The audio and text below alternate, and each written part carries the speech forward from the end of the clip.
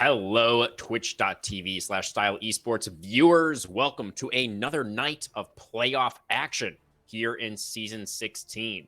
We are moments away from a Shuriman showdown as two of the best teams in the league are about to go head to head. Rank 1 Chaotic Solar versus Rank 3 Mythic Creation in the upper bracket finals tonight.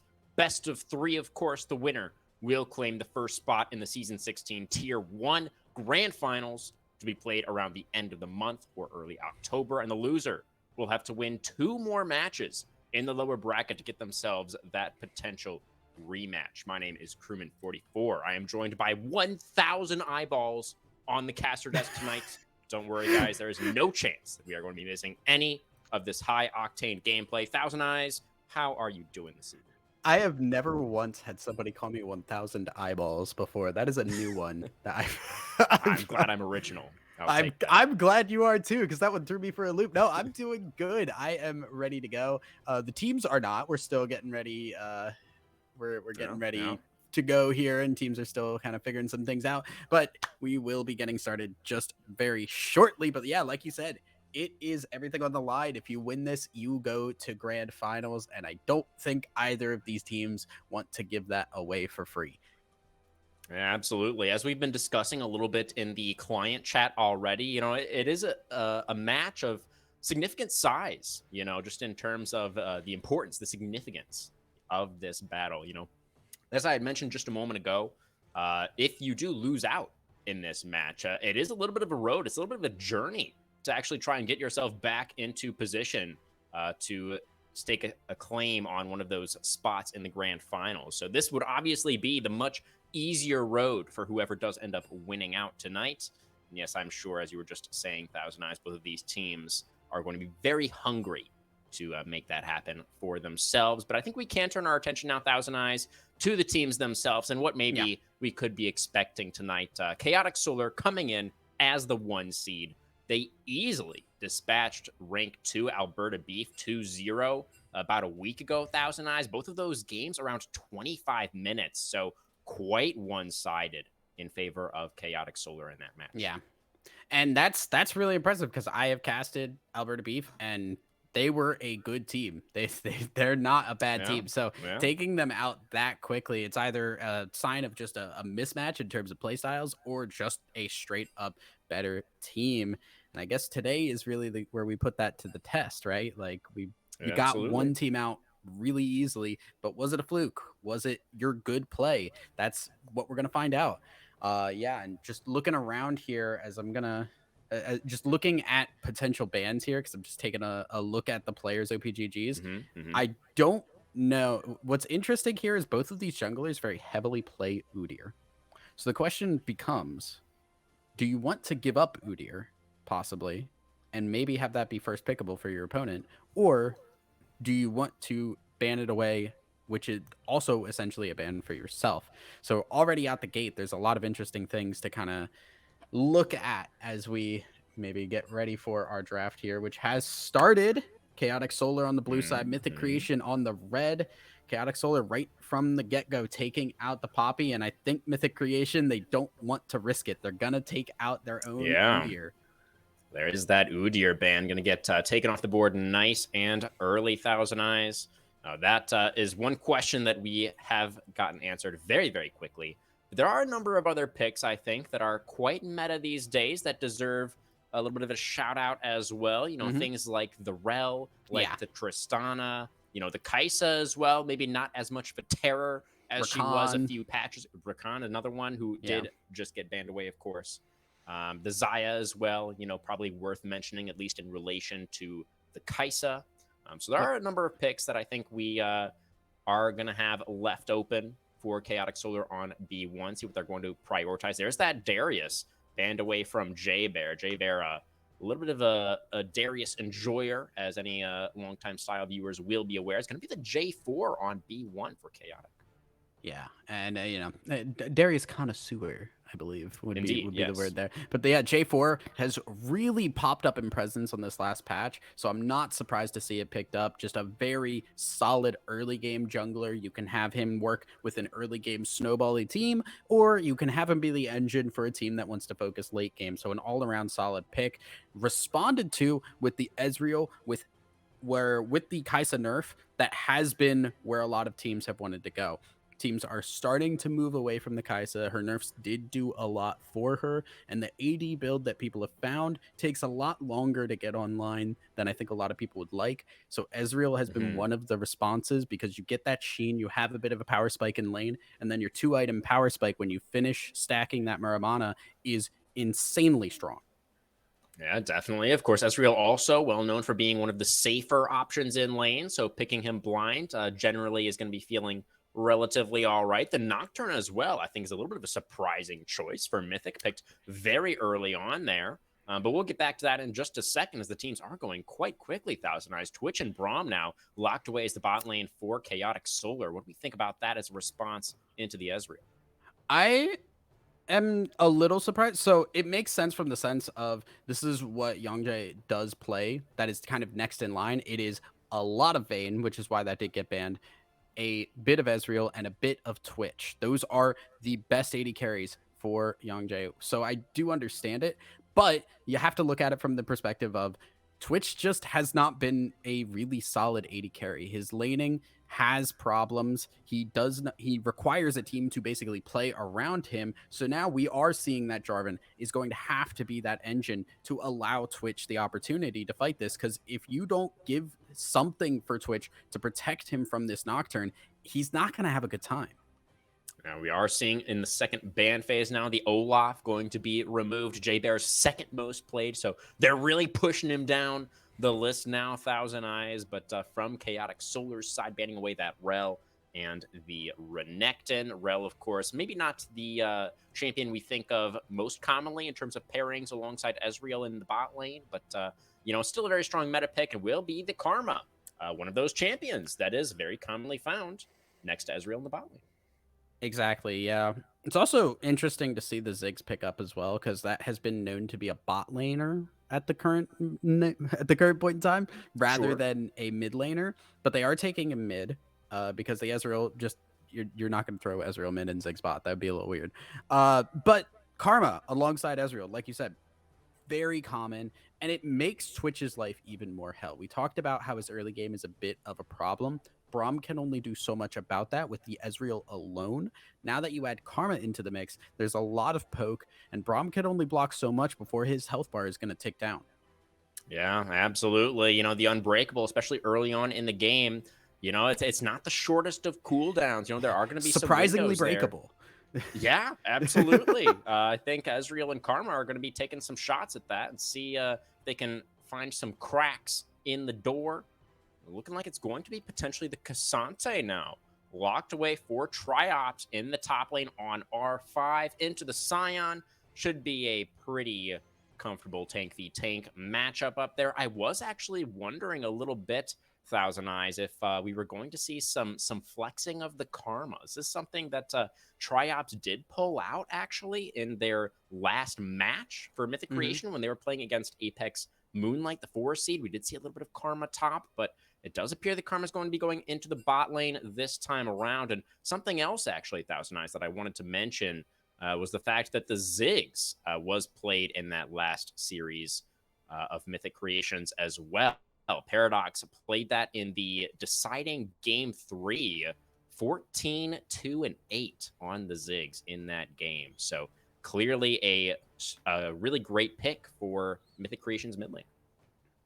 Yeah, and the fact that they are putting that into the Karma, rather, into that support role is kind of interesting, because like you said, not only is it something that Triops has the ability to pull out, but looking at Heatcliff's champion pool, it is like top 4 or 5 champs: Nautilus, Rel, Thresh, Blitz, Rakan. Like, none of these are Karma-like champions.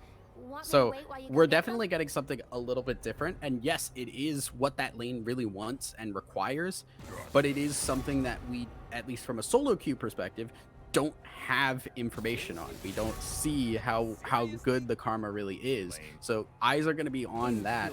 Top lane, like you said, Sion, Cassante, they kind of just beat the crap out of each other, and eventually they are two of the tanks in the late game that actually become threats still from a damage perspective. Most of them, think about like Maokai, Malphite, any of the other like tanks you put up there, they eventually start to kind of struggle to keep up. But Sion and Cassante just kind of duel people really well if given the opportunity.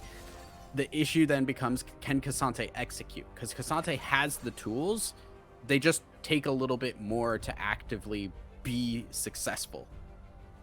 Yeah, definitely. Maybe a little bit of a higher barrier of execution on the Cassante as opposed to the Sion. Release date diff and all that sort of stuff. But realistically, Thousand Eyes, as you briefly mentioned before, it probably will be a while before the top laners really become all that relevant for the rest of the map. So we will be tracking that, but probably not what we should be directing our attention towards, at least for the early game. One thing that I am kind of noticing for Mythic Creation is, sort of bouncing off what we were talking about earlier, where the Ezreal and the Karma is such a strong synergistic pairing. They do have overall a pretty threatening poke composition here, like not just with the Ezreal and the Karma, but also with the Ziggs. They may be lacking a little bit of frontline if they don't have their Cassante there with them. Just a Nocturne is maybe a little bit lacking, but it does seem like if they are playing for those mid-game team fights and they're planning on bringing in Cassante, bringing in Triops with the rest of the team and playing these front to back, I do think that their composition does make a lot of sense in that regard, right? It seems very synergistic, and it seems very obvious what they're trying to do. The question then, go ahead. Yeah, I was gonna say there's two ways you can play this composition. One is to play very skirmish heavy, right? You have Ezreal who can shift around. Karma is pretty capable of staying alive in those situations, and Cassante just pulls every single tool out of his tool backpack. That would be called a toolbox if you're a normal person, but I'm clearly not. But the other way that you can do this is you don't engage with this composition. You let them engage. You have the Jarvan on the other team. You have the Sion, the Nico. These are champions that want to start fights on their terms. So what do? You kite. You have Ziggs with the W. You have Ezreal shift. Karma stays alive. And Nocturne, after they burn all of that engage tool, you go in onto the Twitch. That's your opportunity. So Mythic Creation have two opportunities of how they want to play this. The question becomes, do they recognize that? Can they utilize that to play out, if they're ahead, that skirmish style, or defensively wait for their moment to shine and use their cooldowns as needed? Yeah, I think it will be a lot of our eyes, at least a significant percentage of them. We do have quite a large number of eyes here on the caster desk, but a significant number of them, I think, will be devoted to keeping track of QCL City on this Nocturne. We need this jungler to play patiently, right? Yes. Don't engage too early before the poke lands. You need to draw these fights out, give Ezreal and Ziggs all the time that they need to toss out those skill shots, and then you can look for the paranoia, once you see some low health bars on the other side. But for Chaotic Solar, it's definitely a very different look from them as opposed to what Mythic Creation are running here. For Chaotic, they have the Jarvan on B1, and they drafted, I think, some strong engage tools around him. The Nico in the mid lane as well. That seems like a very threatening mid jungle. And then you have Sion Braum for some really nice front line. My main concern, I think, Thousand Eyes, for the side of Chaotic Solar is they might be a little bit short on damage. I would agree with you. Everything is put into this Twitch, a little bit of this Nico. Early game, Jarvan will have it. Sion can do damage, but he also can just get kited out very easily by this team. So it's Chaotic still wants to engage, right? They want to have Nico pop up out of nowhere, hit the root, get a massive ult across multiple people. They want Twitch to be shredding across everybody inside a Jarvan Cataclysm. Those are the times where Chaotic Solar want to look for these victories. That's how they're going to get those victories. They have to go in, they have to play aggressive, and they have to make sure that they are getting far enough ahead that any kind of counter engage isn't going to be strong enough to push back. Absolutely. And they do have some tools to try and foil the counter engage as well, with the Braum door and things like this. But we are going to have J-Bear. He does have an axe with the Sion in the top lane. He's not on Darius or Olaf, but If Scion also has an axe, I have to wonder if we're running the Lumberjack Scion skin. That could be pretty prudent potentially for J-Bear. But on the other side, Mythic Creation with a very strong poke composition. You know, they have to play things patiently, and Chaotic Solar we know is a force to be reckoned with, but they might have the tools to do it. What are you thinking with these game one drafts, Thousand Eyes? You have a prediction before we go to break? I want to lean on to Mythic. I want to believe that they have the composition to play around it. It's just very iffy, right? Like I think honestly it depends entirely on the early game. If we don't get a crazy early game, Mythic have all the tools they need. If we do, Chaotic Solar can run rampant. All right, guys, big match tonight. Game one on the other side. See you soon.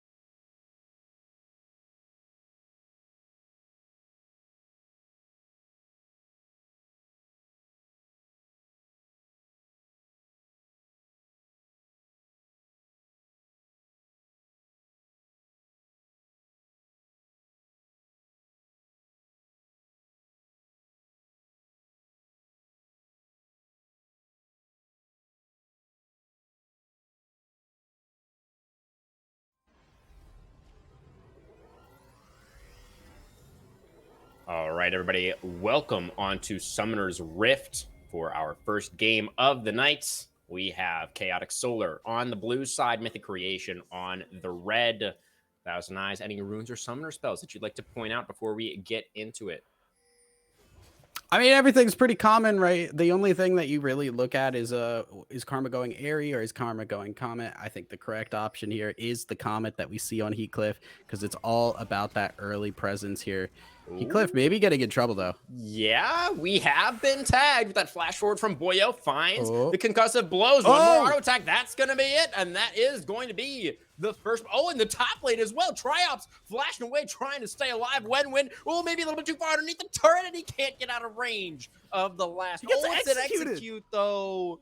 Oh my goodness. So it's Chaotic Solar 2-0 in the first minute of the game. All right. So you guys remember that thing that I said where I was like, do we have a chaotic early game or do we have a slow one? That is going to be very important in determining how this game goes.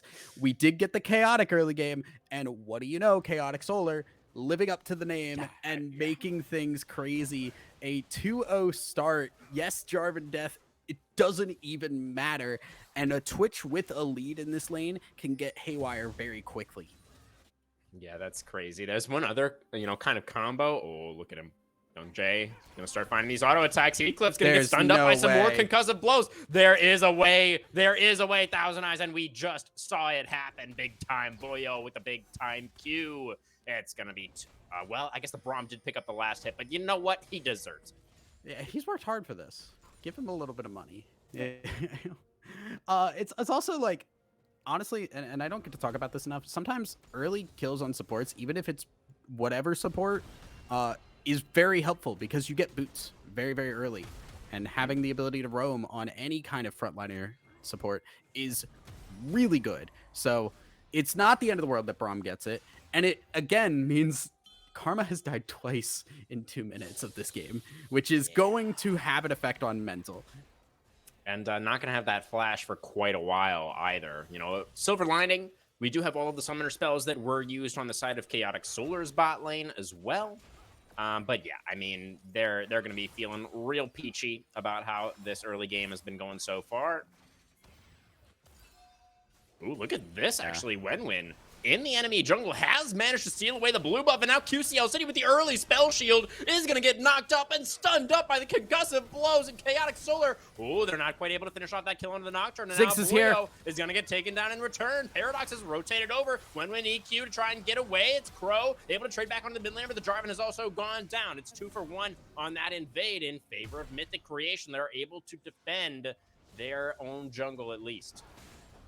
A crazy fight deep in there, and that's kind of what you see when you have that lead, right? The Karma has gone down twice. You have control of this lane. Jarvan can invade. The problem being Ziggs was not pushed in enough that he could not get over to help, and they took too long on that kill on the Nocturne, which is going to give you the opportunity to roam back over and turn things back around. So a little bit of favor given back over to MTC.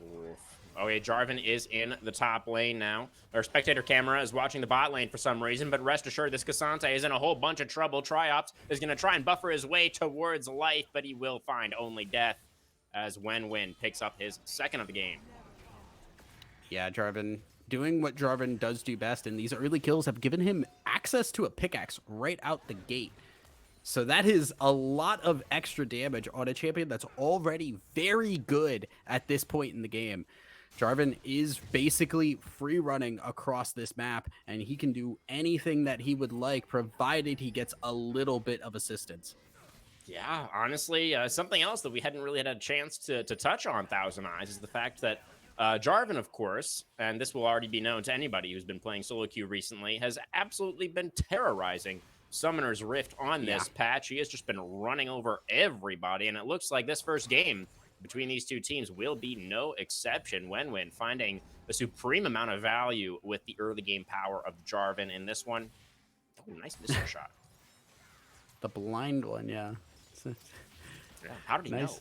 I just saw him before he was saw him start the back. But yeah, it's fine. It doesn't really stop a whole bunch.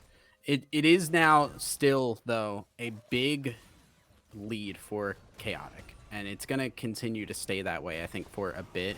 Because there isn't level 6 for Triops. We are going to go all out in the top lane. J-Bear's running out of HP and doesn't have flash. He didn't take it from the champion select phase, and J-Bear is going to get cut down by Triops, who finds his revenge. He says, oh, there's no jungler to save you this time, buddy. And it's going to be the Cassante getting on the board. A really good turnaround, and that's the toolbox that we said Cassante really has. He's one of those few tanks that actually duels very, very well early on. They're just Sion not giving does. you time to talk, well, Thousand Eyes. Crow is once again in trouble in the mid lane, flashing away, but that flashing. will... Oh, the W... No, okay, I got baited by the clone. You actually. really did. Fortunately, Mythic Creation were not baited. They did target the correct Nico and did get that kill in the mid lane, but Nocturne and Karma walked right by that Dragon Pit, where the rest of Chaotic Solar were taking that first neutral objective. So Dragon for mid laner. How do we feel about that trade? I think you're happy with the Dragon, honestly. You'd rather take the Dragon for no death on your mid laner, but it's not really that bad of a trade because you're hitting your scaling, which is what you kind of want to do here. Your team fight's going to be crazy. Oh, J-Bear, we're unstoppable. We're onslaughting. One more underneath the turret. Not quite enough. The grass bottle. He will get the kill, and he will die for it. 1 for 1 in the top lane. A very aggressive push there, and that's still favorable for Sion, because not only is he going to get that demolished, Oh, the Inferno Bomb is coming in. Crow on a sliver of HP. The EQ comes through, but not in time to save the mid laner. 1-for-1 as Wenwen continuing to push forward. Looking for a little bit more onto the Ziggs. Flashing forward is Wenwen. Paradox trying to get away underneath the tier 1. The Ziggs does still have the flash, is able to get away, and now Twitch is going to try and flash behind his Braum will get behind the door, and the Ezreal is going to get taken down. Oh my goodness, the moves from the bottom lane of Chaotic Solar. It is Heatcliff that manages to get one back. But wow, that was a nice flash from Young Jay. It was a nice flash from Young Jay, and also big credit to Big Time Boyo for being that frontliner that was needed. It's so incredibly important to be in front of your AD carry, not only as Braum, but against an Ezreal specifically. You can block so much damage, and it gave Young Jay the time to turn that into a 2-for-1 trade. Absolutely. This Twitch is going to be very, very strong as Wenwen finds, again, EQ onto QCL City. The Cataclysm comes down, but the flash was there for the Nocturne. Did still take the damage from the Jarvan R, but will be able to get back out to safety. And now Wenwen with the combo back off cooldown, going to be able to easily scoot his way into the Herald Pit. Jay Bear going to find a knock up here, but Triops should be able to make it back to lane no problem, as it's going to be Chaotic Solar looking for their second neutral of the game. Boyo has made an appearance in the top side of things, and Triops, I think, was not ready for that series of events. Is going to go through the wall, but it will not work out as Boyo gives him one more bite from Winter, and that is going to be the end of the Cassante, and the Herald will be secured by Jarvan. I want to know who Winter is. Winter, well... I mean, I guess it's the name. I don't actually know how Braum's kit works. Like, what's the lore there in terms of, like, why he has his glacially powers? Yeah, exactly. But I imagine the answer lies there somewhere. Yeah, well, regardless, getting the kill there, and yeah, Triops kind of just taking a little bit of a fight he didn't need to there, especially when you have most of your pressure on your map on the other side. You have to kind of give up a little bit there, and now we're seeing that pressure heavily focused on this bot lane. Wow. They really want to try and get these tower plates into the Ezreal because they know Ezreal is their consistent damage. Ezreal is the one who's really going to do it. Okay, we are paranoiaing onto the Twitch. Nice door, but it is not nice enough as the Mega Inferno Bomb will come out. It will actually be the Nocturne that gets the last hit onto the Twitch there, but the bot lane focus is coming through, but here's Wenwen trying to turn this around, and Crow is teleported into this play as well. They're going to get the kill onto the jungler. When does the combo come back?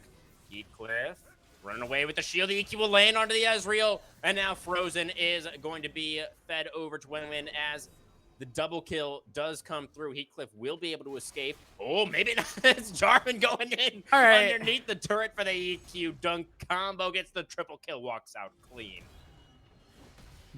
Wow, this is kind of just how strong Jarvan really is in this meta. I'm sorry, Thousand Eyes. There's a Twitch in the mid lane now. Paradox is trying to satchel charge away, but the Contaminate will come through, and Young Jay will pick up number 4.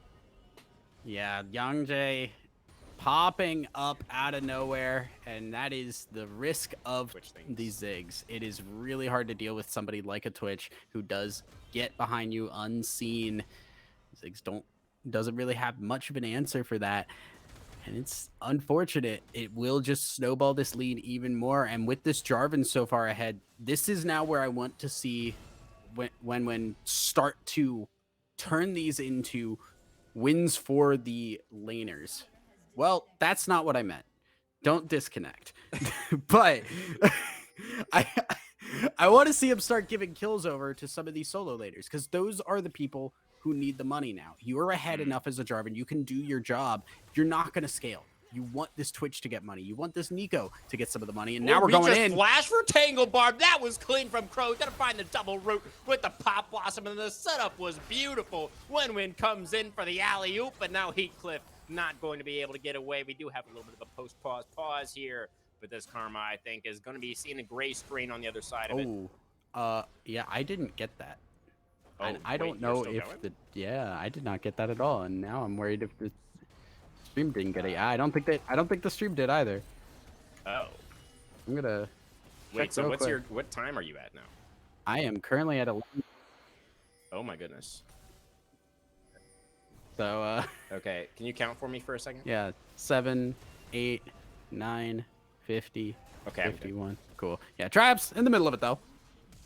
Yeah, well, he is going to flash away to the other side of it to get away from the middle, but I don't know if the side is going to be much safer for him. He is going to try and buy He as much bought time. as possible. QCL City is going to come in here and does land the fear onto the Scion. This Nocturne is 3 levels down, so this will take a while, but with the health advantage, he will eventually be able to make it happen, make that a 1-for-1 in the top lane. Meanwhile, mid is absolutely going to pieces as Shelly is going to bonk her head into that first one, going to destroy it, and should be able to get her noggin into that second turret as well, as Wenwen is going to find a Karma alone in the jungle. And that is not really a position that Karma is going to be happy to find herself in, as the EQ will land. Heathcliff does find the root, but I don't know if it's going to be enough. The dunk comes through, the flash comes out from the Karma, and still he will go down as Wenwen, relentless in the aggression, just finding these picks all over Summoner's Rift. Yeah, and Wenwen's just kind of running all over it. There's not a lot you can do when Jarvan gets this fed, because he is just one of those champions that will just outfight you in every sense for a long time when he starts getting gold. There will be a point where the Jarvan does become an alt bot, but with the way that this game is going, it's going to be a bit. And then you've already got the Twitch scaling, so you can't wait a long time. Yeah. I gotta say, while I can, Thousand Eyes, that this game is insane. Like, I was not expecting this tonight. 2 of the best teams in the league in all of Style Esports. I'm gonna have to stop myself here as QCL City is coming in for the 2v1 in the top lane. Jay Bear does not have the ultimate or the ghost. Is gonna have to try and fight his way out of this one. The Axe will not find any knockups. He does have his jungler here now, 2v2 in the top lane. The EQ will be denied by the Unstoppables. Triops trying to make it happen under the J4, dashing forward, and it's going to be Heathcliff in as well. TP. For the assist. Teleport coming in. Crow looking to turn this play around as J-Bear is still surviving on the Scion. The E will come out. The Q not quite going to connect. QCL City with the spell shield on the Pop Blossom. And now it is 4 men strong. Mythic Creation pushing forward, looking to take down the top laner. J-Bear will go in with the Unstoppable Onslaught to try and find a little bit of a knockup, but it will not be there. Now Crow forced to try and retreat. Will be able to get underneath the tier 1, but it is Mythic Creation coming out on top in the top lane. Yeah, man, do you want me to break all of that down? Because there was too much happening. You could try. There's probably another play in about 5 seconds. Yeah, no, there's no time. There's no time for it, because we're going to look for a dive up here. I mean, crazy stuff all around. The mechanical skill of these players is absurd right now, and that's why we're seeing all of these fights. Everybody's trying to outplay each other. And right now, it is still, while that was a good turnaround, it is still in favor of Chaotic Solar, as they're going to take down that tower and get another influx of gold. Twitch setting up.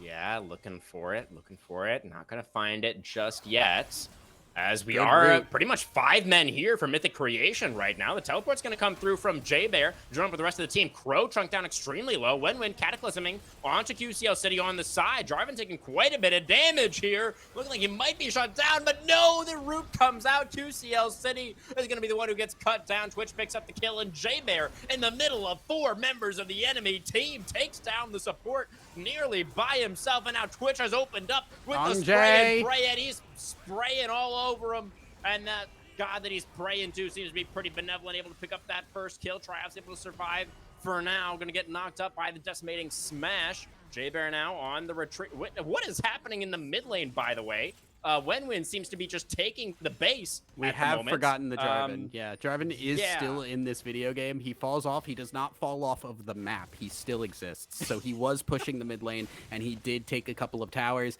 And all of these fights have just, again, been crazy, but it has been engages from the side of Chaotic. They are the ones pushing the issue, and it is always a response from the side of Mythic, and that's one of the ways that Mythic can play this, but they haven't been able to do it as a team, and they haven't been far enough ahead to try and make it work. We're flashing, we're surviving as Paradox, and now J-Bear most likely not going to be doing that, as the fear will come out.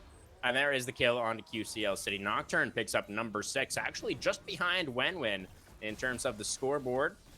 Triops fighting Wen here on the side, able to dash away from that EQ, finds the double knock up with the Q3. Triops still going to get stunned up by those concussive blows, though, and the damage will be enough with all 3 of those Chaotic Solar members present. They're going to take down that tier 1 now in the bot lane as well. Gold lead, 1,000 eyes, right around 6.5K. And Paranoia coming down now onto the mid laner. Crow desperately trying to rocket belt towards safety, but will be unsuccessful in that attempt as QCL City finds another kill, still hanging right behind Wen there on the scoreboard. 8-7, Jarvan versus Nocturne. Dragon alive now would be Mountain Soul point for Chaotic Solar. If they can pick it up, here comes Young Jay spraying and praying, but it looks like it's not going to be enough. He does manage to get one onto the Karma, but no, it's going to be Mythic Creation with numbers for the fight. They turn it around, and now they are 4v2 on Summoner's Rift, but Crow up in 5 seconds with Teleport. Does Chaotic Solar still want to contest? We can see Wen waiting in the wings on J4. And it looks like Mythic Creation actually will back away. They have the poke comp, right? They cannot stand and fight. And they will cede the objective. Yeah, now, I mean, it was such a good open up. The spray and pray looked really good. They were all scrunched together exactly like you'd like. The problem was it was 2v4. And while Mythic is behind, they are not that far behind.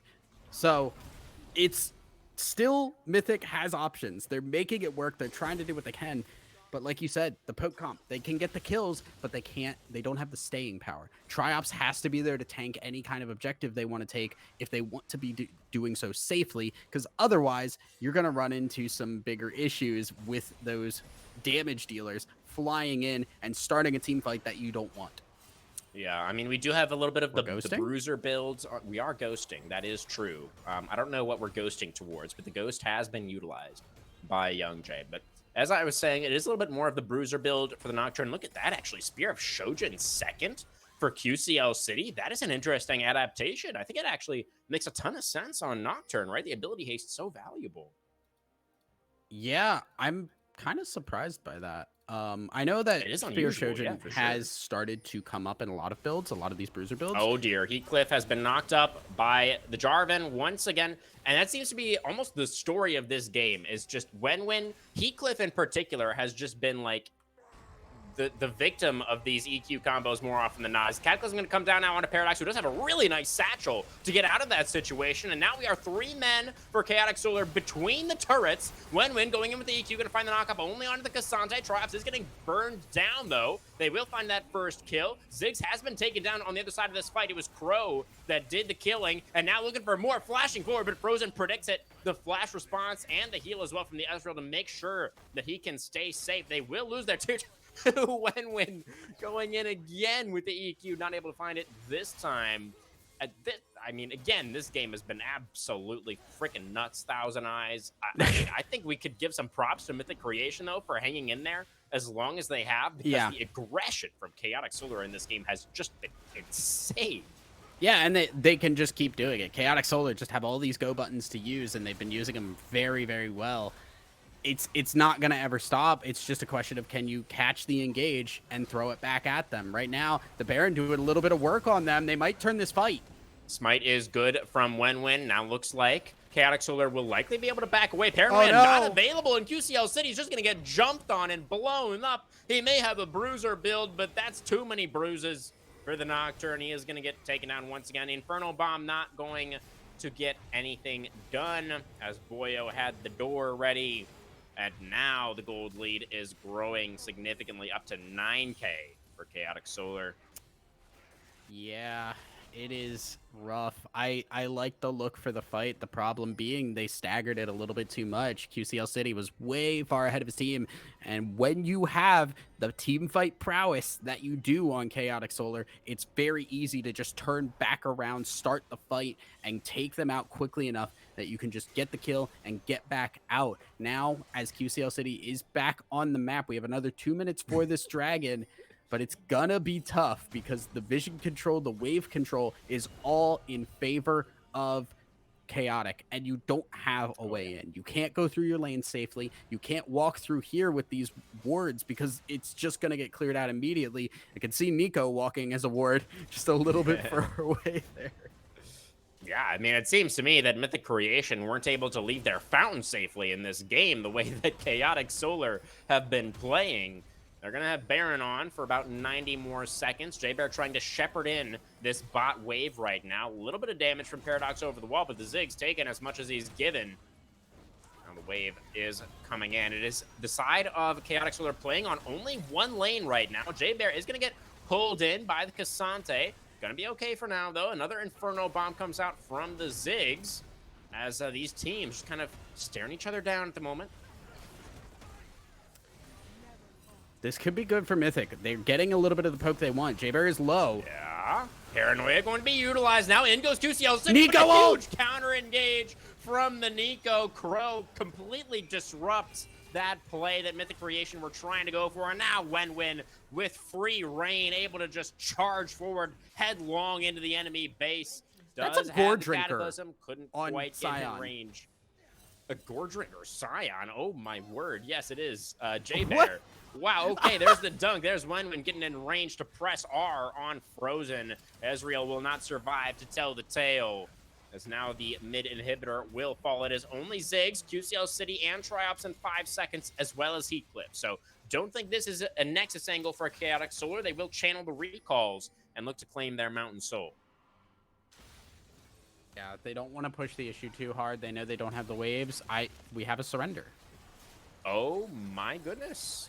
Okay. That doesn't happen too often in Coordinated 5. Actually, I think that might be the first surrender that I've ever seen in my, like, 3 years of casting now.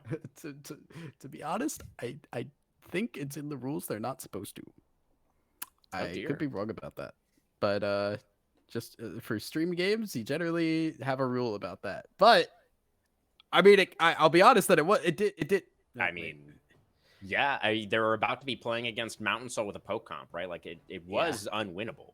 It really wasn't. Like, yeah. I understand it.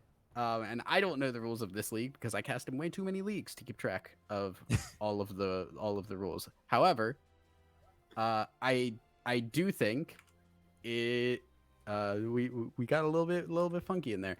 Regardless, I mean, yeah, Chaotic Solar looking very, very good in game one. All lanes looking strong, literally from about a minute into the game, having a lead and just steamrolling from that point on. The comeback potential was always there for Mythic. They just didn't get the opportunity to really capitalize on it. Honestly, yeah. I mean, I really do think that Mythic Creation were hanging in there pretty admirably. Like, they were trying to find the counter punches where they could. You know, they weren't really, you know, giving up and until they did, obviously. But like they were doing the best they could to try and fight against this really aggressive strategy from Chaotic Solar. But I mean, if we think back in the early game, I mean, even from the very first minute, it was Chaotic Solar slamming their foot down on that gas pedal. Yeah, you know, finding a couple of kills, you know, even before the minions spawned.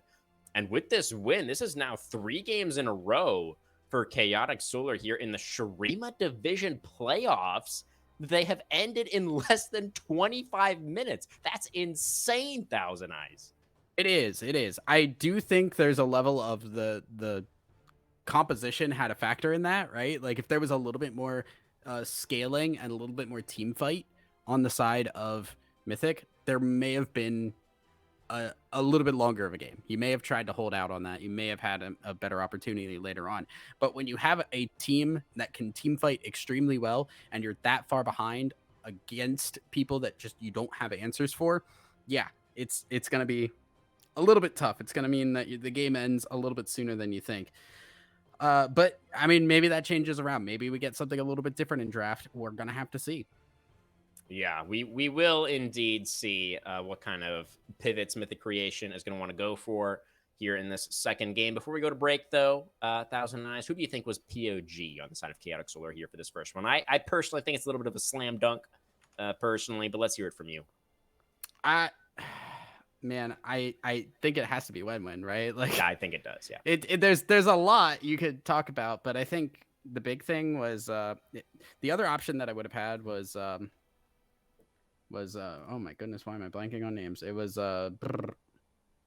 was Big Boy or Big Time. Ah, big time Because Boyo indeed Big on the Time Brom. had a lot of really crucial stuns on the Braum and was blocking a Yeah, lot of yeah. abilities. However, I don't think any of that would have mattered if the Jarvan wasn't as fed as it was. Yeah, and I like those call outs as well, because those are the kind of the two players that found them the lead in the first place, right? In those first few minutes of the game, it was a lot about J4 and Brom locking people down and picking up those first few kills. So I'm with you on the win-win vote and the honorable mention to Boyo as well. Both played extraordinarily well, and obviously the entire team for Chaotic Solar just dominating, really, in that first outing tonight. We'll see if they're going to be able to continue doing so, because I'm sure Mythic Creation are hungry to try and bounce back. We'll have game 2, guys, after the break. Don't go anywhere just yet.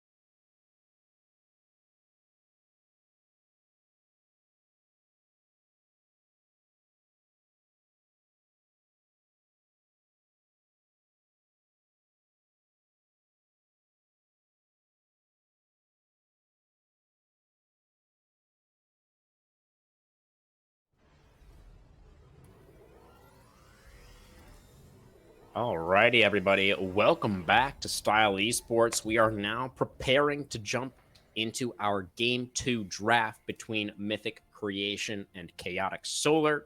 Mythic Creation have elected to move over to the blue side for this second game, Thousand Eyes. I imagine we feel pretty good about that choice, right? Yeah, blue side has seemed to be a little bit more favorable. There are a lot of power picks to pick up. Yeah. The Jarvan being one of them. We'll see if that does get through the draft Probably again. the pick Mythic, after that last game we just watched. Mythic also taking out this Udyr again, which does make a level of sense. While they do have QCL City who can play it, Wenwin is literally an Udyr one trick in ranked. So, well, it is clearly definitely... he also plays Jarvan. Yeah, well, yes, yes. But my point being that if you aren't going to first pick it, it's still better to waste a ban. I don't want to say waste, but to utilize a ban on that and go from there. Looks like Mythic are actually favoring the same 3 bans. Yeah. Maybe we'll see if they take the Jarvan. Nope, Chaotic Solar are not going to let them have it, but that does mean the Kai'Sa is going to go over to Mythic. Indeed. The Kai'Sa will be locked away here. I do wonder if they are open to flexing this pick. This is actually a little bit of a funny story here, Thousand Eyes, but at the very beginning of this season, Triops dropped like a 20 bomb on Kai'Sa top. So, there is some potential here. I wouldn't say it's likely, because that was, of course, the peak of the static Shiv degeneracy, when Kai'Sa was just like disgustingly broken and you could literally play her anywhere. But, I do think that there is maybe still some potential for some flexing of the Kai'Sa. No. Okay, no, fair enough. I don't think so. And I think the reason being that the AP build is it is possible. It is not preferred anymore. So Kai'Sa has seen a little bit of change that has pushed her more towards a Kraken Slayer rush to try and get the Q evolve, which is an entirely different way to play the Kai'Sa versus the WE evolve that we did see with the AP builds. Because we are going to get that Olaf that you mentioned for J-Bear picked up for the top side. Jace and Maokai going to be the response. Mythic going for a fairly meta comp, but one that does require a level of execution to actually play. Yeah, similar to their composition in the previous game, right? It is, again, the makings of a poke composition for Mythic Creation with Kai'Sa Jace, right? I mean, you were just saying that the poke Kai'Sa build, not really in vogue anymore. So, maybe a little bit less of a poke comp than what they had previously. But still, it sort of kind of has the makings of that, right? Yeah. Oh, the Vayne locked in now for Chaotic Solar as well. It does. It's still not like ideal is I think the thing. Like you're not going to get as much poke from a Kai'Sa in this. I'm not expecting the AP build, I guess is what I'm saying. So the Jace is going to be more of a lane focused. It is a response to the Olaf, because at least with the Jace you can poke him out. You don't have to full on engage with him until you really want to. And then if you really need to, you can pop that E to try and get away from the axes to run you down. So it's not about, you don't get away because you have a crowd control option. You get away because you have the move speed to do so. Yeah, theoretically, we shall see. J-Bear can be a little bit of a menace up there on the Olaf. But we will see how effective Triops can be, assuming that he is the one piloting the Jace. The Jace could still be flexed mid as well, potentially. But we shall see. Probably top lane, right? Considering the fact that, you did have the enemy team locking in their top laner, so being able to respond immediately just kind of makes sense in terms of a draft strategy perspective. But through our second ban phase now, we do see a couple of AP options removed by Mythic Creation. The Lilia and the Akali going to be taken away. And then a couple of engaged support selections being denied by Chaotic Solar. Going to take the Crank and the Rel away from Heatcliff. The Karma gameplay in game 1, I think, maybe not inspiring us too much. Yeah, I mean, the Karma wasn't bad. It just didn't really have a lot of the level of impact they wanted, and that had to do with the early game, right? Twitch got so far ahead that it didn't really matter. And I do like these bans because Heatcliff not only is just a very engaged, support focused player, but also with the Kai'Sa, that's what you want. That's what you want, and you really would love to have that. They are going to go for the Braum again, which is not what I usually see with the Kai'Sa. There's a little bit of concern that I have here. Kai'Sa does her best with team fight compositions. It gives her all the opportunities that she needs to hit that R button and get in where she needs to start a fight.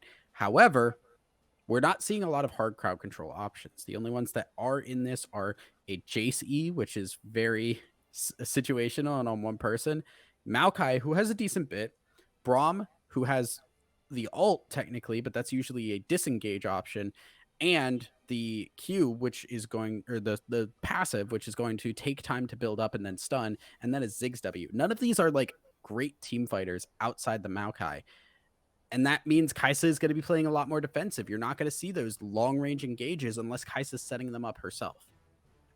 I will say, Thousand Eyes, that pretty much regardless of what Mythic Creation drafted here in this game, when we look over to the other side of the draft and see what Chaotic Solar have put together, I don't think Kai'Sa is going to be feeling really great about diving into that, kind of regardless of what's on her team. Because if you put yourself in melee range of Nautilus, Olaf, Cassante, Silas as Kai'Sa, it doesn't really sound like a fun time. Yeah, it's not. Yeah, it's not a fun time, but there is the factor, like one of Kai'Sa's main weak points that she does have is that she generally doesn't like laning because of the fact that she has to go against a lot of really strong, longer range AD carries. You think right now the Ezreal, Caitlyn has some level of priority in some of these teams. It's hard to play against that. This time though, you're up against the Vayne and you have the Nautilus as well. As long as you're playing behind minions, you have the opportunity to actually go toe-to-toe with this Vayne and maybe get some level of advantage where Kai'Sa does have that kind of early game power spike thanks to her passive. Yeah. Hopefully, the bot lane of Mythic Creation will, in fact, be able to play League of Legends here in game number 2. And they can play that laning phase out to some degree of actually, you know, again, just being able to exist in the lane. I think there are definitely some angles there, some avenues where they can find advantages into the Nautilus and the Vayne, particularly because, as you were kind of just mentioning, the Vayne is notoriously such a weak laner, does need that time to scale up before she really becomes more threatening. But ultimately, Thousand Eyes, it seems for Mythic Creation, you know, we can run from it, we can hide from it, but the poke composition is going to come all the same with the Ziggs lock-in on the B5 there, paired up alongside the Jace. That does really seem like that's pretty much how they're going to need to play this one out once again.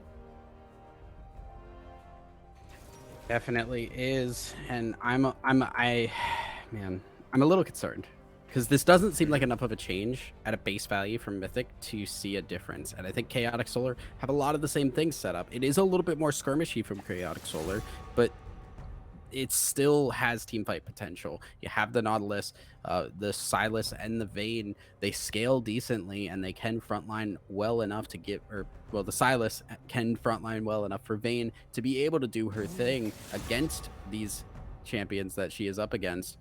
And that's kind of all it's going to take. Now, granted, we do have only one game sample size between these two teams, and it's a little bit of a biased sample when you have 2 kills before minions even spawn.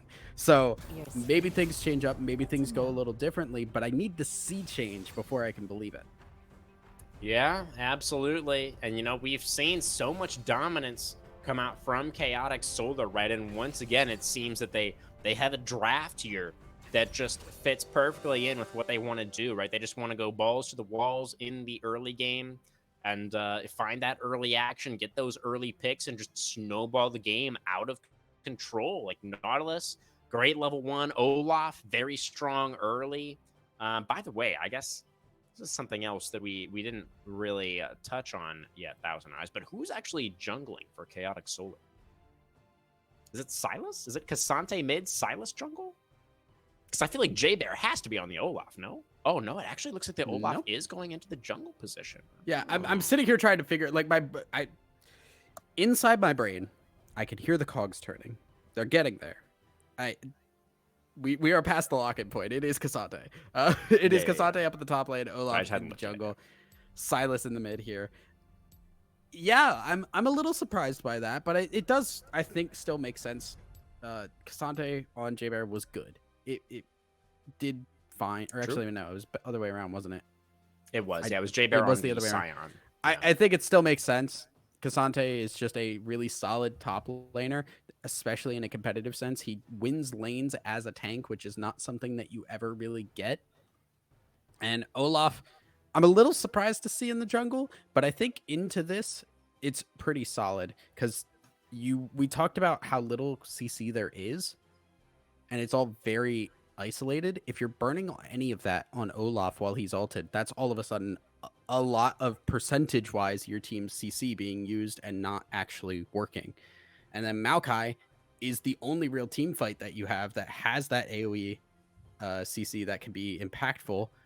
And now you just have an Olaf that can run you down. Ziggs all of a sudden is in a lot of trouble. Yeah, definitely. And this is an example of some really clever drafting that has come out from Chaotic Solar, right? It was Jay Bear presumably locking in the Olaf very, very early on there. Mythic Creation countering that with the Jace. And then Jay Bear saying, okay, we just flex the Olaf, give me Cassante into Jace, and we're chilling. And they were able to get counter pick with the top lane there as well as the mid lane. And Olaf's going to be feeling really great into the Maokai as well. So Chaotic Solar, this entire top side feels very, very favored for them coming out of the Champion Select phase. And I have to wonder if maybe that in itself is just going to be too much for Mythic Creation to overcome. But obviously, some adaptations have been made for Mythic Creation. We know that they do have what it takes to play some really strong games of League of Legends. The question is, Thousand Eyes, do you think they're going to be able to get it done with this draft into what Chaotic Solar have for themselves here in game two? Gut says no. Yeah. I Yeah. would love to be able to see us go to a game 3 here, but I saw a lot of really good team fighting from Chaotic Solar, and Mythic didn't seem to have much of an answer, and I don't think their draft answered those questions that they had from game number 1. So if I had to put my money somewhere, it would be on Chaotic Solar. Well, we shall see, guys. Chaotic Solar now need to win this one if they want to stay in it tonight, if they want to bring us to that game 3, see if Triops on the Jace, Paradox once again on the Ziggs is going to be the key to success, or if Chaotic Solar are going to run away with this one, if they could even find their 4th consecutive 25-minute win, would be absolutely insane, guys. You don't want to miss this second game of the night. We'll see you back here on Summoner's Rift in just a moment.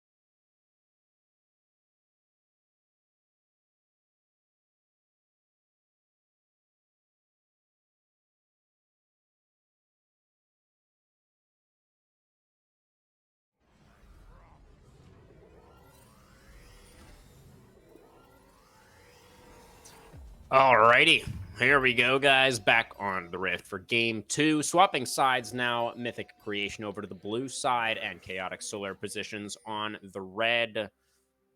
We shall see if Mythic Creation are able to bounce back after getting handily defeated in that first game tonight. It was the surrender, the forfeit that did come out from Mythic Creation right around 25 minutes there. That was as long as they were able to hold on. And now with a similar composition, they're going to need to show us something new to bring a different result here in the second game. Absolutely. We have a little bit of a setup here, just a counter invade. As Braum, obviously very, very potent here at that. A little bit of vision on the red buff from Chaotic.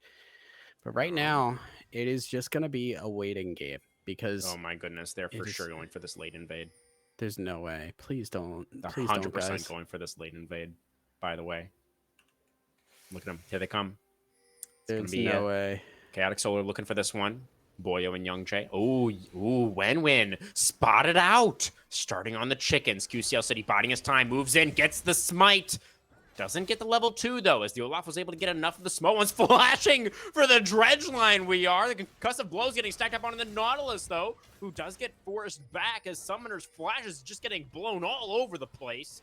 Win onto the red buff now. Nobody is level 2 yet. Another Undertow connects onto the support. Heathcliff is chunked down pretty low. The sweeper comes out from Boyo, and the smite will come through for Win. First level 2 player in the game. What is happening? Olaf popping the ghost, and he's just immediately running in, and he's cutting him down. Win. There's a couple. One goes back to the Nautilus. Does get taken out, and Olaf on a sliver of health, taken down by Frozenness. The Kaisa picks up a double kill here in this first minute. The chain lands, brings Crow underneath the tier 2, who will immediately have to flash away to stay alive, and it's another chaotic first couple of minutes, Thousand Eyes, as the dust settles. It is going to be Chaotic Solar ahead 3-2. Yeah, man, team fights are always crazy level 1, but the flash engage starting off really good from Big Time Boyo, setting them up for success. And while it was a double kill going over to the Kaisa, which is a big deal that gets her that much closer to a earlier evolved than you usually do, because those are generally very important timings for the Kaisa, it's still really good because Silas having an early lead will allow him to play at least a little bit more aggressively into the Sigs or make better roams. Olaf having an early lead is insane because he's very similar to Jarvan, where he wants to have a really strong early game to transition him into a fighter in the mid game. Yeah, and of course, the Vayne pick. Oh my goodness, Triops, you're getting so low there, man. You got to be careful. He just gets slapped by the Tofos. J-Bear just clobbers him, and Triops, no response. Yeah, this is what you can see from Cassante, just very potent at that. A nice hook now. Dredge line lands, and guess who's here? It's Win. It doesn't matter what champion is playing. He's always going to find the early action. It's going to be Young Jae flashing in underneath the turret, picks up the double kill. Oh my goodness, Chaotic Solar, when are you going to the LCS, man? This is insane. Crazy aggression early on, and despite the Braum passive, just didn't hit the stuns at the crucial points, giving an opportunity for the tower dive. We saw the flash forward from Young Jae to get the kill onto Frozen, and then when recognizing, hey, I'm just gonna tank this, take the second kill, get a third kill on this Vayne at 4.5 minutes. All of a sudden, both of these later game AD carries are snowballing very fast. Yeah, was that the Olaf that tanked the last turret shot, or was that the Nautilus? It was the Olaf. Yeah, honestly, really heads up from Win. Like, that's so worth it. Like, yes, you do die, but getting Vayne the double kill there and getting to farm up the rest of that wave for Young Jae, oh my god, it's so worth it. Now it is good. 1.5K gold lead so far, Thousand Eyes for Chaotic Solar in this early game. Yeah, now Chaotic Solar again. Early game lead. What are you going to do with it? You're going to go to the dragon. You're going to utilize this pressure that you've built for yourself. The lanes are pushed in. You can get Young Jae, even though it's still, Vayne who does not push waves well. Olaf is strong enough. Silas is shoving in Ziggs right now. You can get a free dragon for this. And QCL City, looking to go bot lane, could go a little bit awry if this Olaf turns around. Maokai in the area, Young Jae and Boyo able to disengage. The dragon has been taken down by Wenwen, who is a little bit low on the Olaf, but Olaf kind of likes being in that position, and Maokai will not go in for any kind of engagement. Root comes down onto Frozen, but that should be Vayne and Nautilus fully aware that QCL City is waiting in that brush in the river. They will not go for anything overly aggressive right now as J-Bear, level 6, looking for Jace there, not quite able to find the knockback though. Triops okay for now.